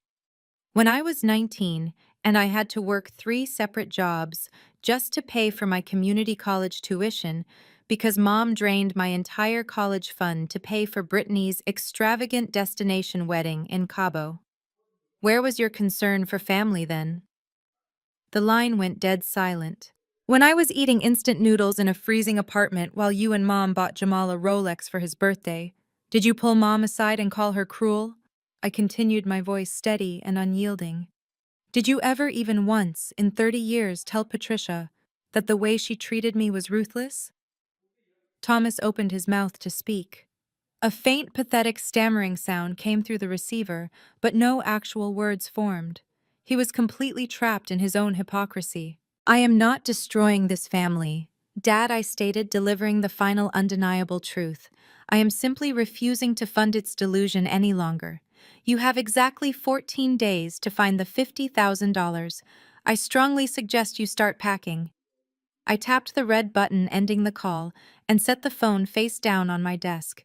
My phone barely rested on the mahogany wood for 3 seconds before the screen illuminated again.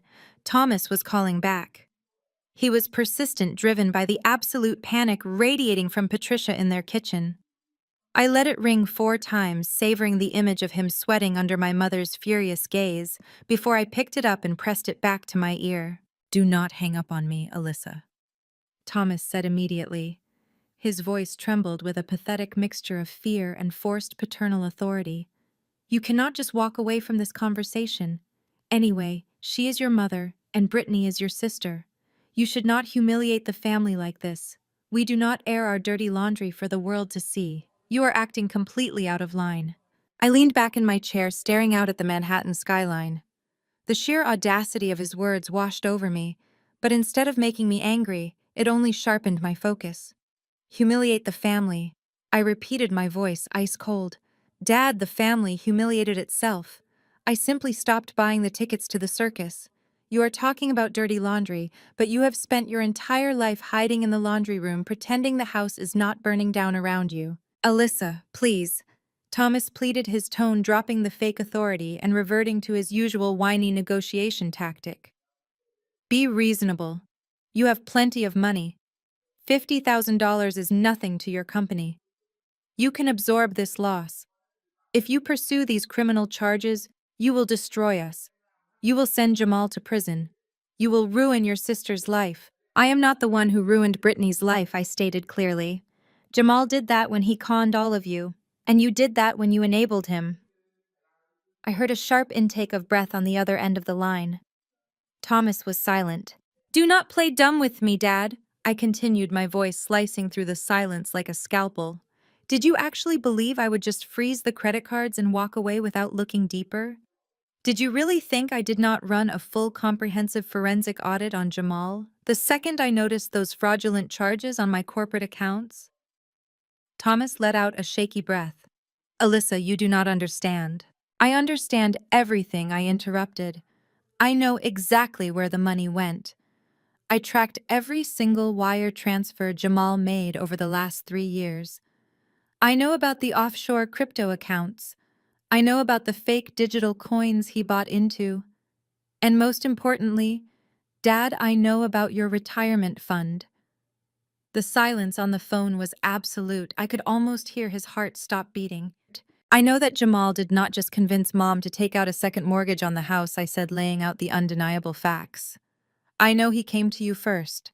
I know you signed over your entire pension and your 401k to him because he promised you a 30% return.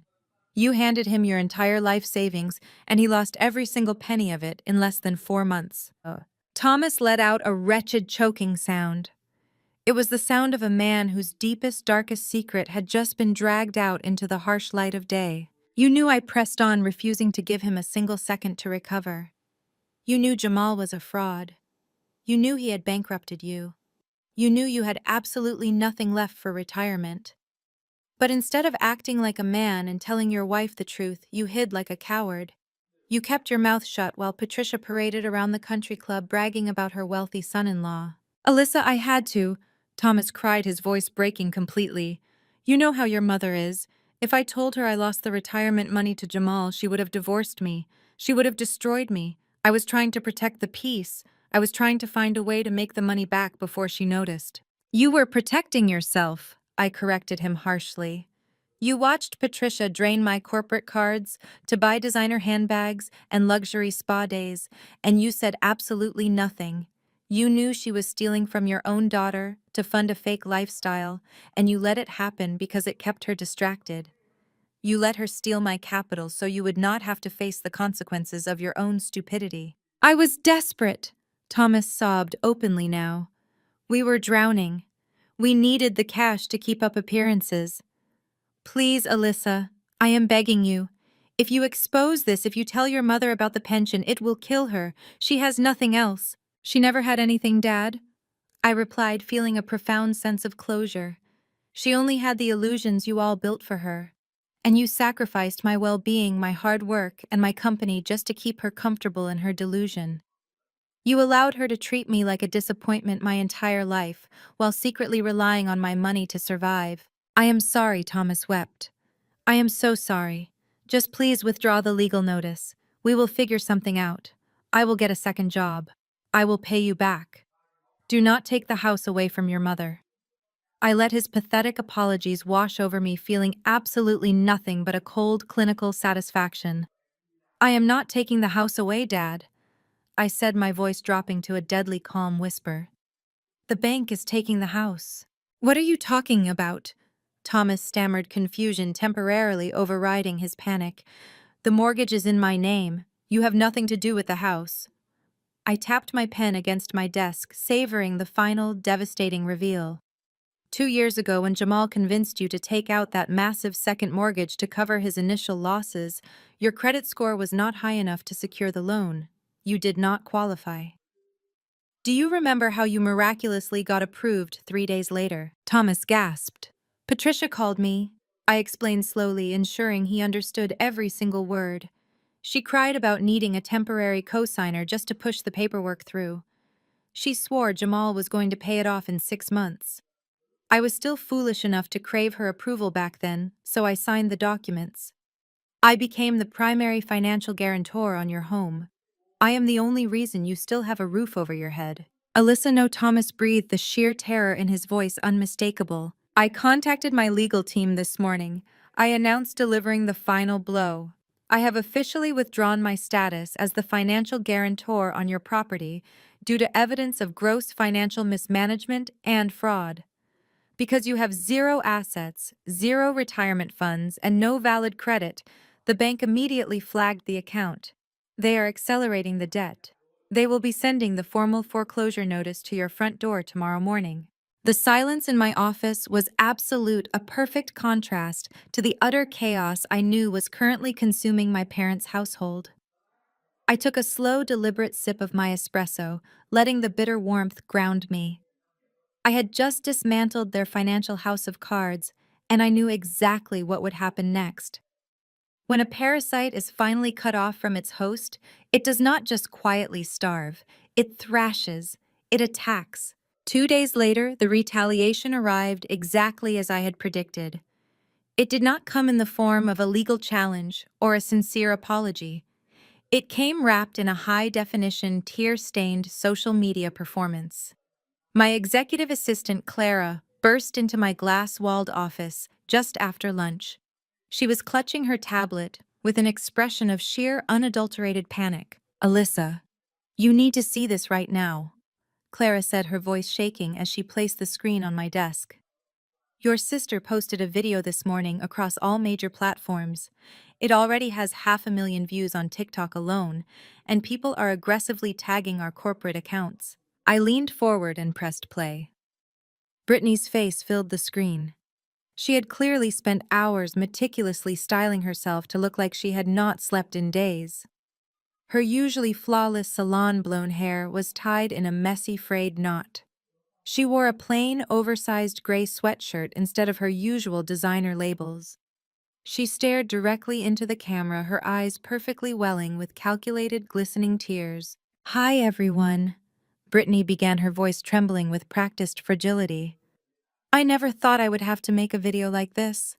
But my family is in immediate danger and I have nowhere else to turn. My older sister, Alyssa Wilson, the CEO of Global Partnerships, is trying to completely destroy us." Brittany wiped a single dramatic tear from her cheek, staring soulfully into the lens. Alyssa has always been jealous and controlling, but now that she is a highly successful executive, she has become an absolute monster. Yesterday, she sent a ruthless repo team to physically assault my husband Jamal and steal his car right out from under him. And why? Because Jamal is a black man who dared to be successful without her permission. She could not stand seeing us happy, so she used her expensive corporate lawyers to fabricate a racist fraud claim and take everything he worked for. The frame shifted, showing Jamal sitting on their living room couch. He had his head buried in his hands, playing the role of the broken, persecuted family man to absolute perfection. "But that is not even the worst part," Brittany choked out, pulling a piece of paper into the frame. It was the bank's official foreclosure notice. Alyssa is a millionaire, but she just legally forced the bank to foreclose on my elderly parents' home.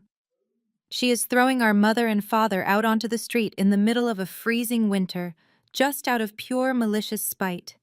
She is a cold, heartless corporate sociopath, and she needs to be held accountable. The video ended with a direct link to a GoFundMe page Brittany had cleverly set up titled, "Save the Wilson Family Home." I scrolled through the comment section.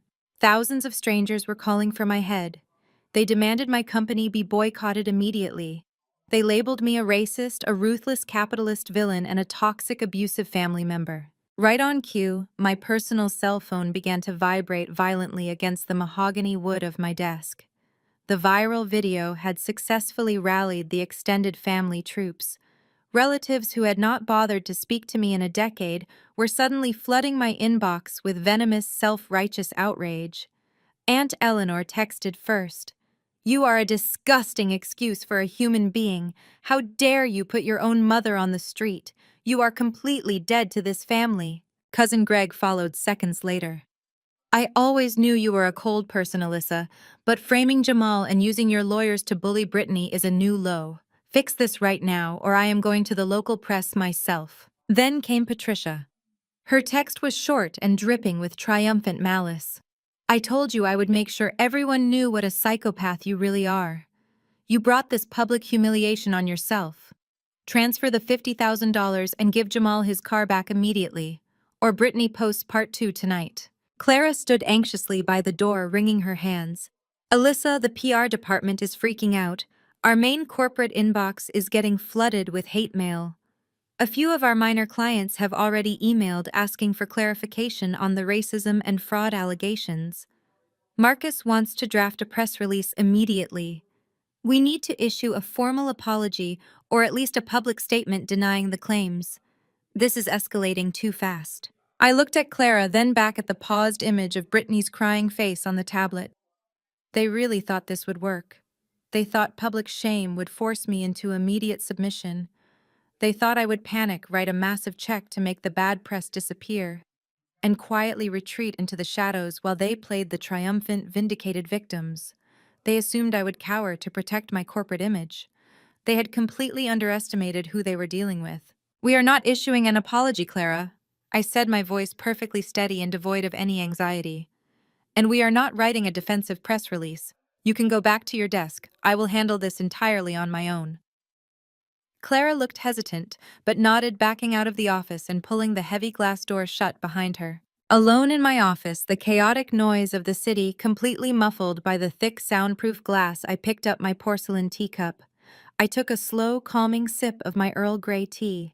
I felt absolutely no fear. I felt no shame.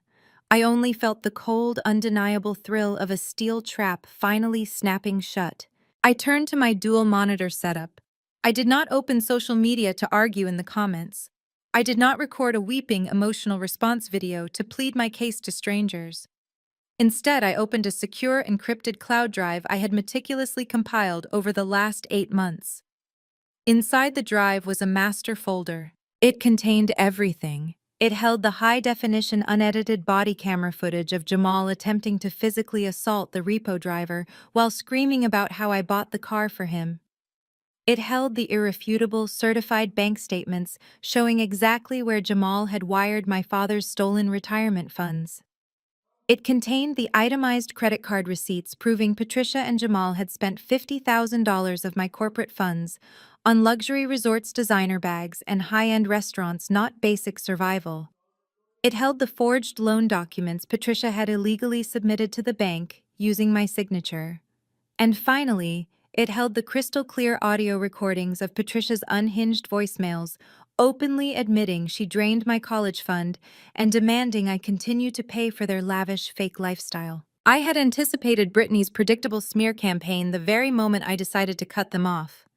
Narcissists never go down quietly. They always run to the nearest audience to cry wolf. I copied the shareable link to the master folder.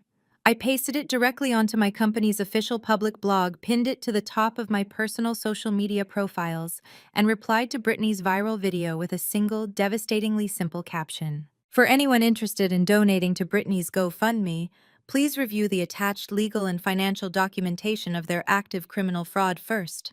Proceed at your own risk. I moved my mouse over the screen. Without a single ounce of hesitation or regret, I firmly clicked public. The link went live instantly across every platform I possessed. I did not stop there. I compiled a mass email list containing every single relative who had spammed my inbox with their self-righteous vitriol over the past hour. I added the contact information of every prominent member of my mother's beloved country club, including Susan and Eleanor, whose email addresses I had saved from organizing Patricia's charity luncheons years ago.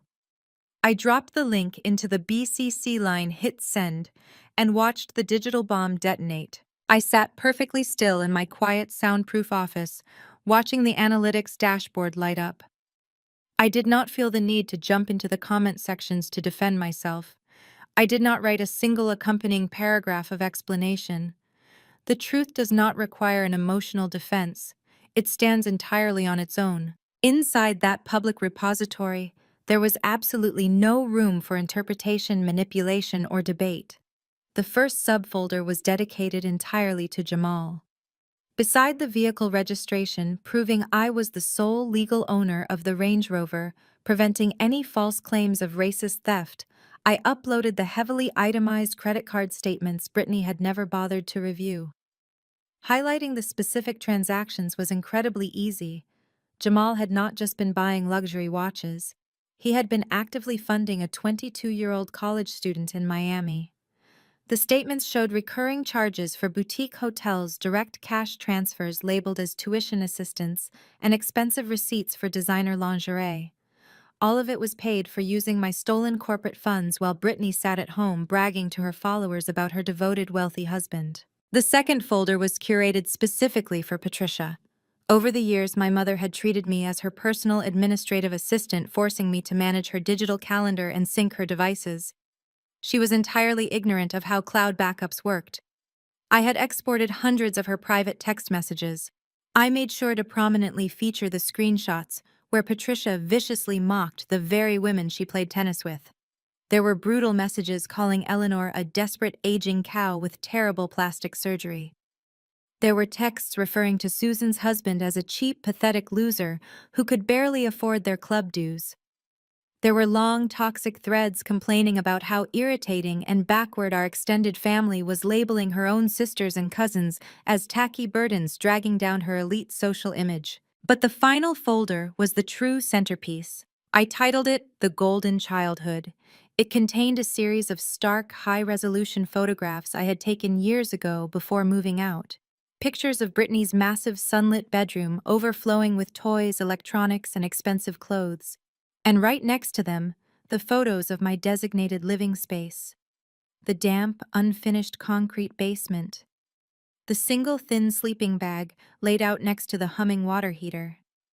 The tiny space heater plugged into an exposed extension cord surrounded by boxes of holiday decorations.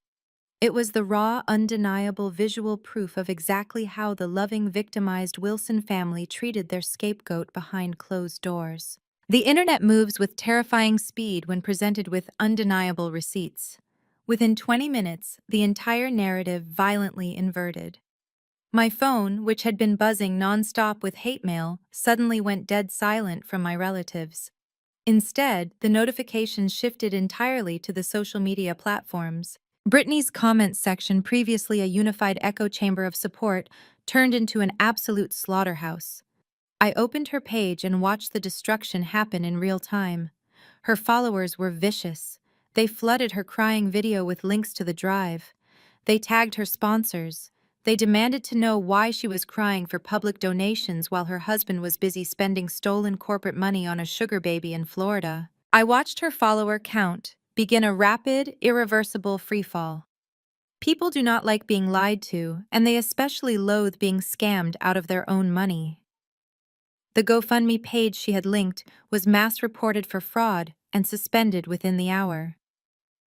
Two major fashion brands that sponsored her influencer content issued public statements on their pages, severing all ties immediately and citing a zero-tolerance policy for fraudulent behavior.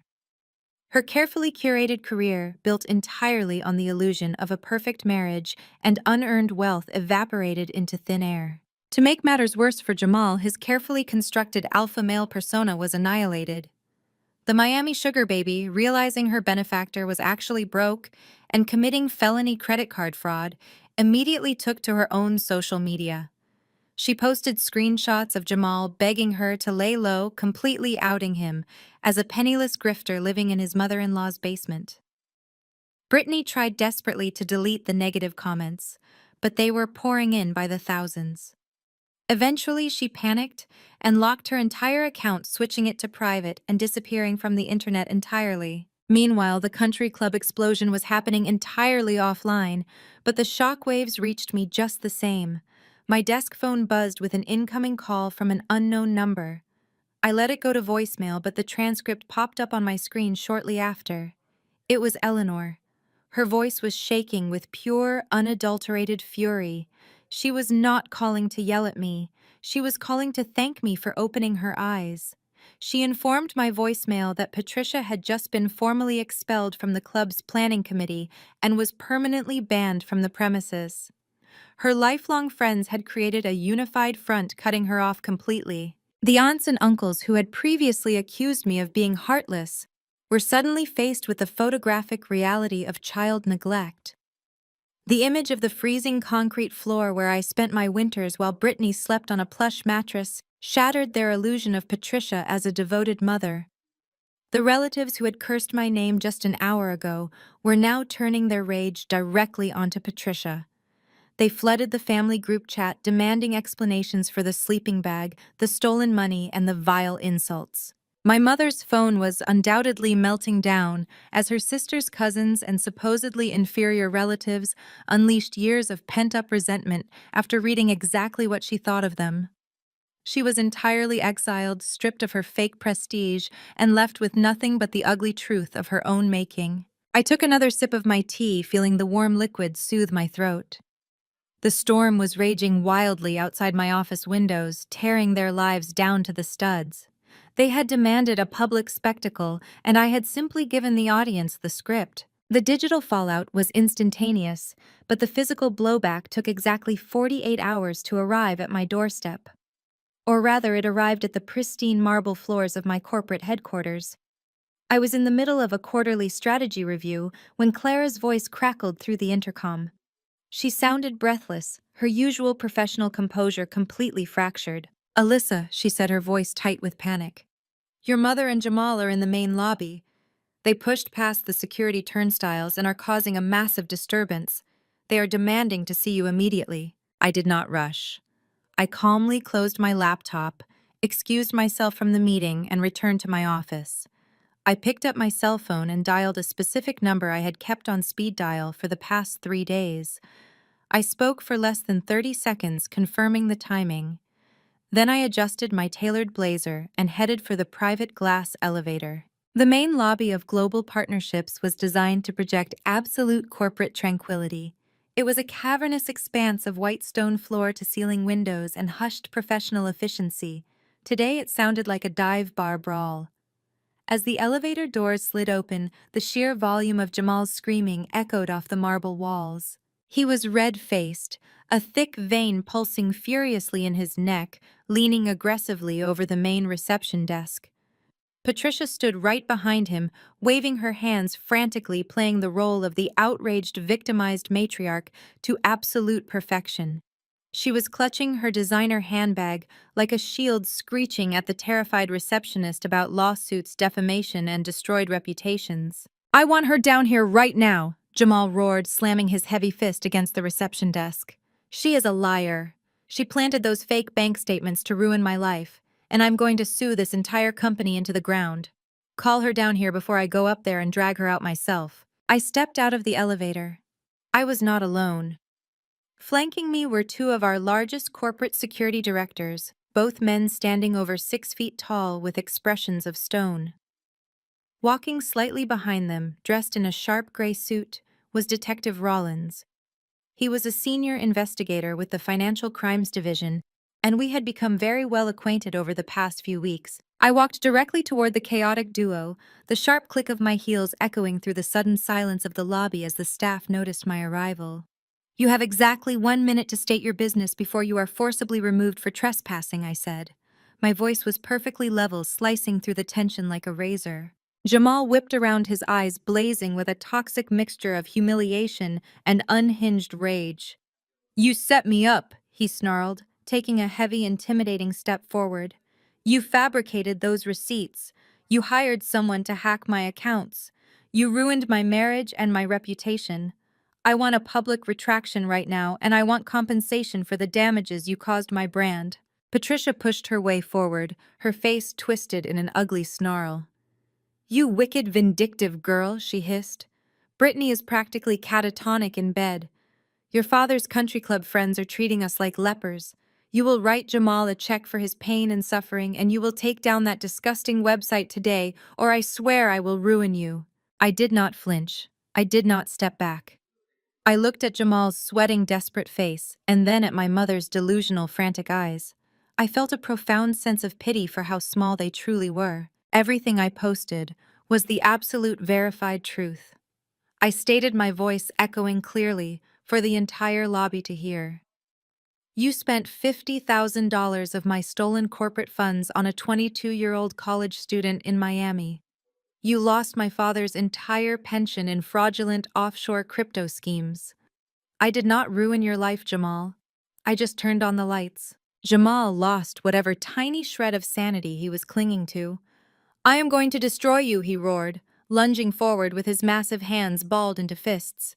He did not make it 2 steps. Detective Rollins stepped smoothly around me, stepping directly into Jamal's path while flashing a gold badge. The 2 security guards instantly flanked him, creating an impenetrable wall. Jamal froze in his tracks. The arrogant, aggressive swagger evaporated in a fraction of a second, instantly replaced by the sheer, paralyzing terror of a cornered animal. "Jamal Davis," Detective Rollins said, his voice deep and commanding, ringing out in the dead silent lobby. "You are under arrest." "What?" Jamal stammered, stepping backward, his hands flying up in a defensive gesture. No, you have it wrong. She is the one harassing me. She is lying. You are under arrest for multiple counts of wire fraud, identity theft, and grand larceny. Rollins continued pulling a pair of heavy steel handcuffs from his belt. We received a very comprehensive, fully documented file from the FBI's cyber division yesterday morning. It seems the offshore accounts you used to funnel stolen retirement funds flagged several federal violations. Put your hands behind your back. Patricia shrieked. It was a high, piercing sound of absolute horror. This is a mistake, she cried out, grabbing Jamal's arm as if she could physically pull him away from the law. My son-in-law is a legitimate investor. He is a wealthy man. Alyssa is making this all up to hurt us. Ma'am, step back immediately or you will be charged with interfering with an arrest, Rollins warned sharply. One of the security guards stepped forward gently but firmly, separating my hysterical mother from Jamal. Jamal was spun around and shoved firmly against the cold marble wall. The sharp metallic click of the handcuffs locking around his wrists echoed through the lobby. He did not fight back. He completely collapsed into himself, his knees buckling slightly as the reality of his future finally crushed him. I stood perfectly still, resting my hands in the pockets of my trousers. I watched the color drain entirely from Jamal's face as the detective read him his rights.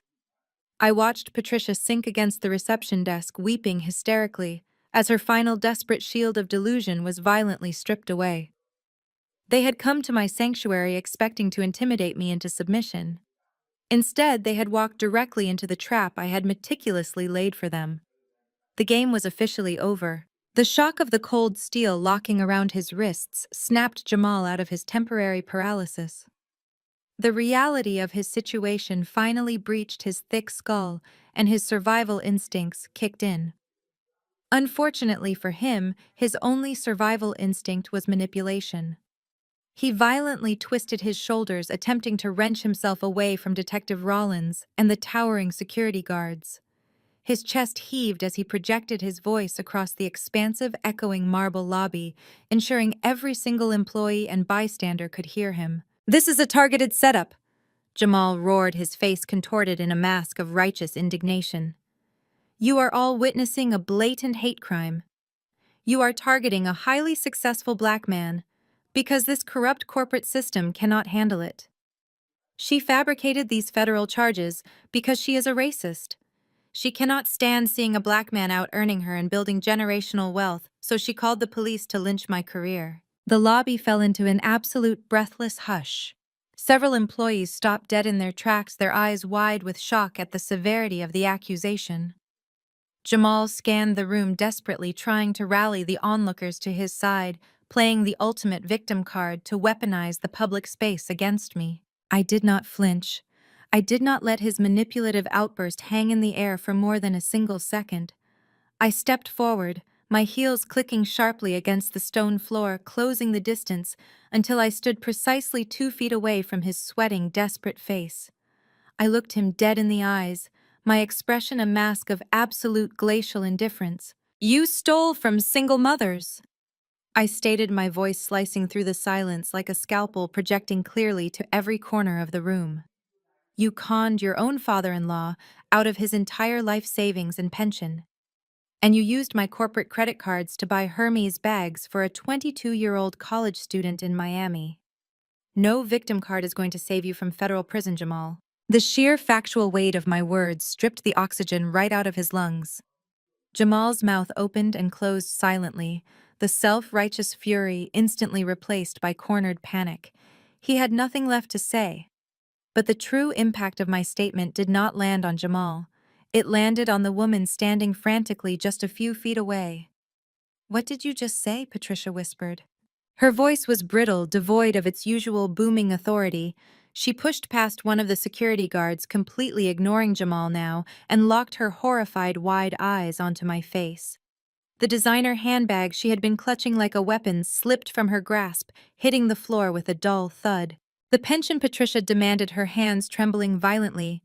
What do you mean he conned the pension? Thomas's retirement is secured in a conservative municipal bond fund. Thomas handles all of our long-term accounts. I turned my attention entirely to my mother. For 32 years, this woman had systematically broken me down, mocked my ambitions, and elevated a con artist above her own flesh and blood, because he bought her expensive champagne and flattered her ego. Now she was going to hear the exact price of her delusions. Thomas gave Jamal full, unrestricted control of your entire retirement portfolio. 8 months ago, I explained, delivering the devastating truth with brutal clinical precision. Jamal promised him a guaranteed 30% quarterly return. Instead of investing it, Jamal wired every single penny of your life savings into a fraudulent offshore cryptocurrency shell company to cover the massive losses he incurred trying to fund your luxury lifestyle. The money is gone, Mom. It has been gone for months. You are completely bankrupt. Patricia's face drained of all color, leaving her skin an ashen, sickly gray. She slowly turned her head, fixing her gaze on the man currently wearing federal handcuffs. The golden son-in-law she had paraded around the country club, the man she had used to constantly humiliate and diminish me, was shrinking under her stare. "Tell me she is lying," Patricia shrieked, her voice cracking into a guttural, desperate wail. "Jamal, look at me. Tell me you did not touch our money." Jamal refused to make eye contact. He stared fixedly at the marble floor, his shoulders hunched defensively. "It was just a temporary dip in the market liquidity," he mumbled, his voice weak and pathetic. "I was going to cycle it back before the annual tax reporting. It was a secure bet."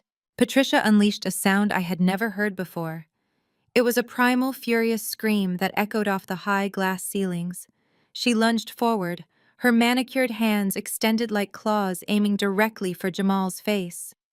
"You stole my life," she screamed, completely abandoning her refined country club persona. "You thief! You ruined me!" The security guards moved instantly, catching Patricia by the arms and dragging her backward as she kicked and thrashed, sobbing uncontrollably.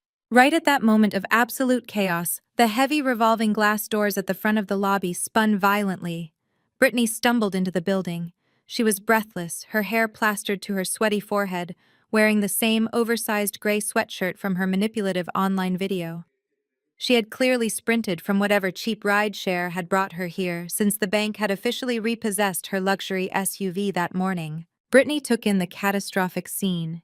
Her husband was restrained in steel cuffs by a federal detective.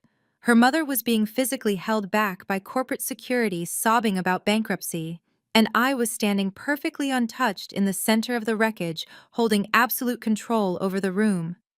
"No," Brittany gasped, sprinting across the marble floor. "No, Jamal." She threw herself toward Detective Rollins, but one of my security directors swiftly stepped into her path, blocking her advance. Brittany spun around, locking her desperate, tear-filled eyes on me. All of her arrogant golden child entitlement, the smug superiority she had worn like a crown her entire life, had completely evaporated. She was broken. "Alyssa, please!" Brittany begged, collapsing to her knees right there on the cold stone floor. Her voice dissolved into pathetic, gasping sobs. "I am begging you, you cannot do this. Drop the charges. Tell them it is a misunderstanding. If he goes to prison, my life is completely over. I have no money. I have no car. The bank is taking my house. I have absolutely nowhere to go. Please, Alyssa, I am your sister." I looked down at her. I searched the deepest corners of my heart for even a fraction of an ounce of sympathy, a shred of familial obligation. There was absolutely nothing there but the cold, clinical satisfaction of justice. "I am not pressing the charges, Brittany," I stated smoothly, my voice devoid of any emotion. "The federal government is pressing the charges. I simply provided the documentation they required. Your husband built a life entirely on fraud, and you gladly spent the stolen money to fund your fake influencer fantasies while treating me like trash. You wanted a luxury lifestyle without putting in the hard work. Now you are going to have to face the real world." Detective Rollins firmly gripped Jamal by the bicep. "Let us go," Rollins ordered, marching the disgraced con artist toward the main exit. Jamal shouted empty, desperate threats over his shoulder, but nobody cared to listen. Patricia slumped against the reception desk, weeping hysterically about her ruined reputation and her empty bank accounts. Brittany remained on her knees, burying her face in her hands, wailing my name in a high, piercing tone. I turned my back on the entire pathetic spectacle. I walked calmly toward the private glass elevator and pressed the call button. The doors slid open smoothly. I stepped inside, turned around, and looked directly at the head of my security detail. Security. I ordered, my voice echoing one final time across the marble lobby. Escort all unauthorized personnel out of the building immediately. The heavy glass doors slid shut, sealing me in absolute perfect silence. Exactly 1 month after those elevator doors sealed me in my peaceful sanctuary, the final pillar of my parents' carefully constructed empire collapsed. I had received the official notification from my legal team shortly after my morning espresso. The bank had officially foreclosed on the Wilson estate. Without my silent monthly electronic transfers covering their exorbitant mortgage, their financial ruin had accelerated at a breathtaking pace. The bank had given them ample grace periods, but without my corporate salary keeping their lavish lifestyle afloat, the eviction was absolute and unavoidable. It was not a dignified exit. It was a chaotic, humiliating scramble. According to the private investigator my lawyer had kept on retainer to monitor the fallout, Patricia and Thomas were physically escorted off the property by local sheriffs. They had dragged their feet until the absolute final hour, utterly paralyzed by their own denial. They genuinely believed that somehow a miracle would save them. They believed their social status made them immune to the severe consequences of extreme debt. The reality check arrived in the form of marked police cruisers and a team of professional eviction movers. Patricia stood on the curb of the manicured lawn she used to brag about, surrounded by hastily packed cardboard boxes and black plastic garbage bags stuffed with her designer clothes. The bank had already seized her luxury sedan. She was stranded on the sidewalk of her elite neighborhood, entirely exposed. That was when Eleanor's silver Mercedes glided slowly down the street. The car slowed to a crawl. The tinted passenger window rolled down smoothly. Susan was sitting in the passenger seat, holding up her smartphone, actively recording the entire pathetic spectacle. They did not shout insults. They did not need to hurl any verbal abuse. Eleanor simply stared at Patricia, a sharp, vindictive smirk playing on her lips, while Susan captured the ultimate destruction of Patricia's social facade. They pointed, laughed softly, and drove away, broadcasting Patricia's ultimate ruin to the entire country club group chat. Her social execution was complete, irreversible, and thoroughly documented. Sitting amidst the physical wreckage of their lives, Patricia turned to her family for support. Instead, she found a mirror reflecting her own terrible parenting. Brittany was not helping. She was sitting on a trash bag full of shoes, weeping hysterically because she had chipped a manicured nail while trying to carry a heavy makeup case. With Jamal sitting in a federal detention center awaiting trial for wire fraud, Brittany had been forced to crawl back to our parents. She offered absolutely no solutions, no comfort, and zero survival skills. She just demanded that Patricia fix the situation. She demanded to know why they could not simply rent a luxury condo downtown. She whined about the heat, the physical labor of moving, and her permanently ruined social media career. Patricia looked at her golden child, the daughter she had worshipped and elevated above me her entire life, and finally realized she had raised a helpless, entitled parasite who viewed her parents only as an endless ATM. Thomas was no better. My father sat on a taped-up moving box, staring blankly at the empty driveway. He was a completely broken man. The pension he had worked his entire life to build was gone, vanished into the ether of Jamal's offshore crypto scams. He had allowed his wife's vanity and his own passivity to blind him to the truth. He had enabled the abuse of his eldest daughter to keep the peace in his household. Now entering his senior years, he had literally nothing to his name. He lacked the energy to even comfort his crying wife. By nightfall, they had relocated to the only place that would accept tenants with obliterated credit scores, massive debt, and zero proof of income. It was a cramped, dingy two-bedroom apartment in a rundown complex on the industrial outskirts of the city. The contrast was devastating. The thin walls were stained with years of nicotine smoke. The cheap linoleum floors were peeling at the corners, and the harsh, flickering fluorescent lighting illuminated every grim reality of their new existence. There was no space for Brittany's overflowing wardrobe. There was no mahogany study for Thomas to retreat into. There were no marble countertops for Patricia to lean against while sipping imported wine. They were forced to step over each other in the narrow, suffocating hallway. The intense proximity forced them to finally confront the toxic, boiling resentment they had been hiding behind closed doors for decades. The absolute breaking point arrived 2 days later. The electricity in their new apartment flickered and died. Patricia had failed to pay the basic activation deposit for the utility company, completely unaccustomed to managing actual bills. Sitting in the sweltering, pitch-black apartment, listening to Brittany sob uncontrollably in the next room while Thomas sat silently in the shadows, Patricia finally broke. She pulled out her cell phone. The battery was at 10%. She opened her contacts and stared at my name. For 32 years, she had viewed me with absolute contempt. She'd called me a cold, calculating sociopath. She had actively tried to ruin my career and my life. But starvation, darkness, and complete social annihilation have a unique way of crushing a narcissist's pride.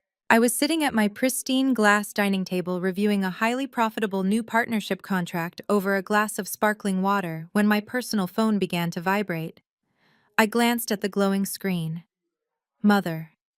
I let it ring 4 times, letting the anticipation build before sliding my finger across the glass to accept the call. I did not say hello. I simply breathed into the receiver, waiting in perfect silence. Alyssa Patricia's voice crackled through the speaker. It was a sound I had never heard in my entire life. It was small, fragile, and trembling. It was completely stripped of its usual venomous authority, reduced to a pathetic whisper. Please do not hang up. I remained perfectly silent, letting the agonizing dead air stretch between us, allowing her to feel the immense weight of her desperation. We have nothing, Alyssa. She choked out a raw, humiliating sob, breaking her sentence. The house is gone. Thomas is barely speaking to me. Brittany just cries all day and refuses to look for a job. We are in the dark. We have no food. I know you hate us.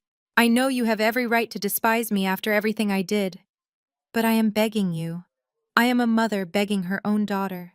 Please just send a few $100s, just enough to get the lights turned on, just enough to survive the week. I will do anything you want. I listened to the sound of my mother weeping through the phone speaker. For a fleeting second, the ghost of the desperate little girl who used to sleep in a freezing basement twitched in my chest. But that girl was dead. I had buried her years ago. I will meet you tomorrow at 10 in the morning, I said, my voice completely devoid of emotion. The corner diner on 4th Street, do not be late. I ended the call before she could utter another word or launch into another hysterical plea. I did not choose the location by accident.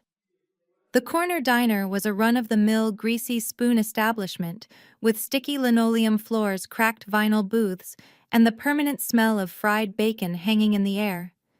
It was exactly the kind of establishment the old Patricia would have called a biological hazard.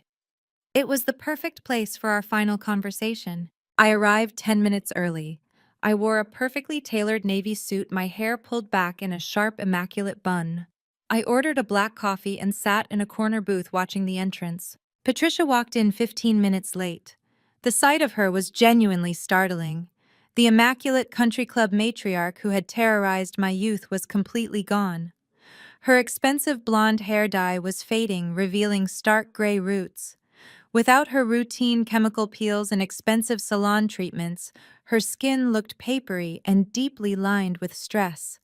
She wore a faded beige cardigan over a wrinkled blouse that hung loosely on her frame. The sheer reality of poverty had aged her a decade in a single month. She looked exactly like what she was, a broke, desperate woman who had run out of options. She spotted me and hurried over, sliding into the booth across from me. Her hands were shaking violently as she gripped the edge of the table. Alyssa, she breathed out, her eyes darting around the diner nervously. She reached across the table, attempting to grab my hand. I pulled my hand back smoothly, resting it out of her reach in my lap. Speak, I instructed. She swallowed hard and launched into a tearful, frantic monologue. She told me she was sorry. She said the words over and over, but the apology was entirely hollow, wrapped in layers of deflection and excuses. She claimed Jamal was a master manipulator who had hypnotized them all.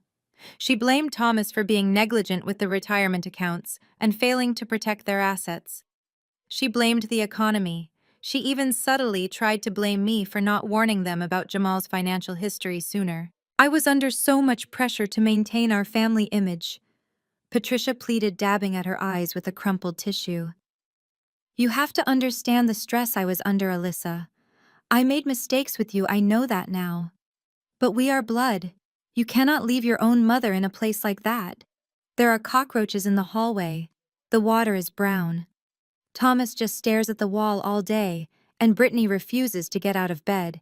She does not know how to cope with this. You are the strong one. You have always been the strong one. We need you. I watched her carefully. I was actively searching her face for a single shred of genuine maternal warmth, a single ounce of real remorse for the childhood she had stolen from me. There was nothing. She was not crying because she regretted abusing me. She was crying because she was finally experiencing the harsh, unfiltered consequences of her own actions, and she wanted me to shield her from them. I just need a small bridge loan, Patricia whispered, leaning forward with hungry, desperate eyes. 5,000 a month. Barely a fraction of your corporate income. Just enough to get us into a decent apartment in a safe neighborhood and get Brittany back on her feet. You have so much money now. You will not even notice it is gone. Please, Alyssa. I reached into my leather briefcase. I pulled out a crisp white envelope and slid it across the sticky table. Patricia's eyes lit up with ravenous relief. A breathless, pathetic laugh escaped her lips as she snatched the envelope. She tore it open with shaking fingers, expecting to find a certified check or a prepaid debit card. She pulled out the stack of papers. Her face fell. The frantic relief morphed instantly into profound confusion and then into outrage. These are not checks, she stammered, staring at the printed pamphlets. No, I replied calmly, taking a slow sip of my coffee. They are contact sheets for the State Department of Senior Employment Services. There is also an application for subsidized low-income housing assistance and a comprehensive schedule for the local food banks in your district. I also highlighted a job fair specifically designed for seniors looking to re-enter the workforce. It takes place next Tuesday. Patricia stared at me as if I had just plunged a knife into her chest. Her hands trembled so hard the papers rattled against the table. You want me to work? She hissed, her voice rising in pitch. I am 62 years old. I have not worked a single day in my life. You want me to serve food or answer phones for minimum wage? I am your mother. You have millions of dollars. You owe me.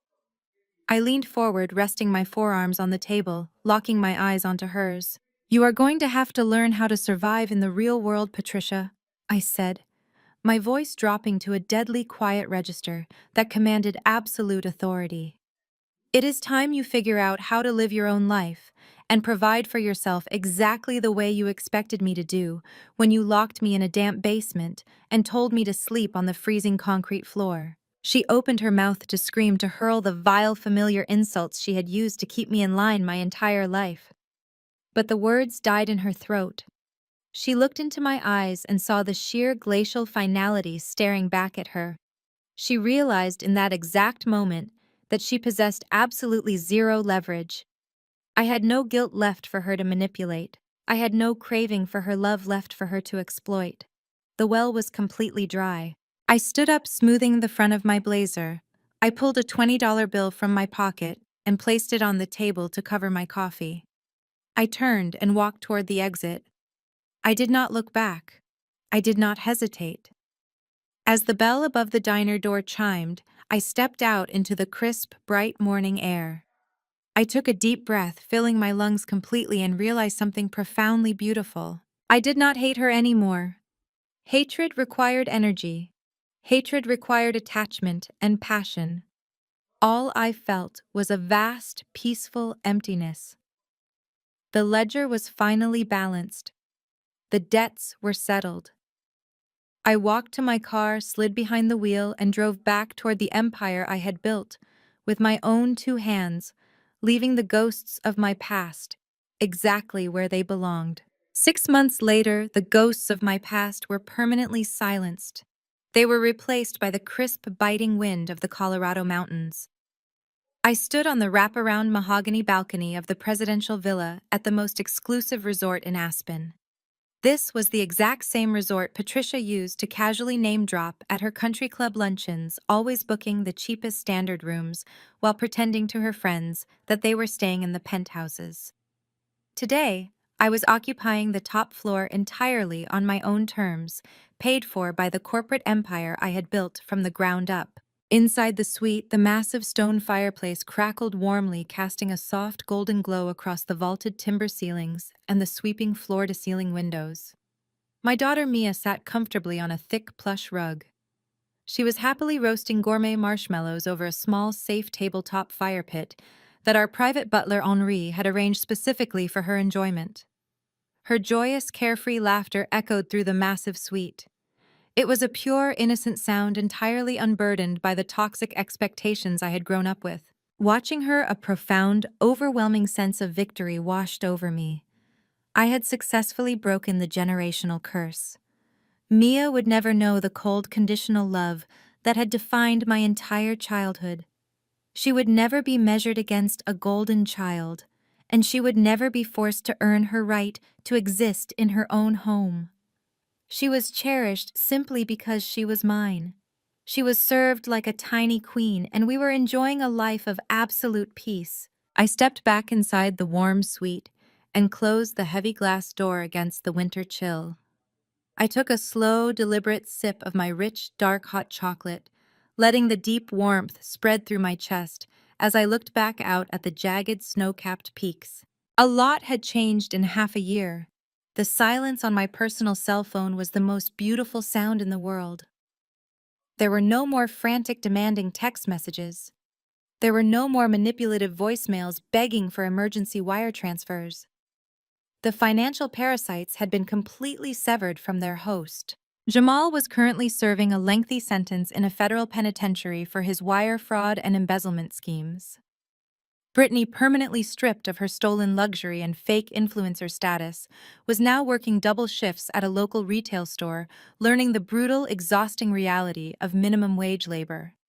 And Patricia, the woman who had demanded $5,000 a month just to maintain her delusions of grandeur, was now clocking in daily as a greeter at a big-box hardware store. Thomas remained in that dingy apartment, finally forced to live within the absolute limits of his own passivity. I did not feel an ounce of pity for any of them. I felt absolutely nothing. The space in my heart that used to hold guilt and obligation was now filled with serene, unshakable confidence. Society heavily conditions us to believe that family is a sacred, unbreakable bond. We are constantly taught that blood ties require endless forgiveness, infinite patience, and unconditional financial support, regardless of the abuse we are forced to suffer. We are told to keep the peace, to turn the other cheek, and to honor our parents no matter how deeply they destroy our mental health. But staring out at the pristine, untouched white snow of the mountains, I knew the absolute truth. Family does not mean sharing a bloodline with people who act like emotional and financial vampires. Family is not a group of people who drain your resources and your sanity while secretly hoping for your downfall so they can feel better about their own failures. Real family consists of the people who protect you. Real family uplifts you, cherishes your ambitions, and celebrates your success without a single trace of toxic envy. I had transformed myself from the discarded, overlooked scapegoat into the absolute architect of my own destiny. I was no longer the girl sleeping on a cold basement floor. I was a woman holding the keys to the presidential villa. The empire I built was finally untouchable, because its foundation was no longer compromised by misplaced loyalty. I had taken back my life, my finances, and my dignity. Protecting yourself from toxic people is never an act of selfishness. It is the ultimate act of self-preservation. You do not owe your abusers a comfortable life simply because they share your last name or your DNA. Sometimes the sweetest, most devastating revenge is not a grand screaming confrontation in a crowded room. It is not about filing lawsuits or destroying their property. The sweetest revenge is simply cutting off the supply. It is about walking away, locking the door behind you, and leaving them to face the brutal, unfiltered reality of their own incompetence. Have you ever had to draw a hard line and cut toxic family members out of your life? How did it feel to finally choose your own peace of mind over their endless demands? Share your story in the comments below.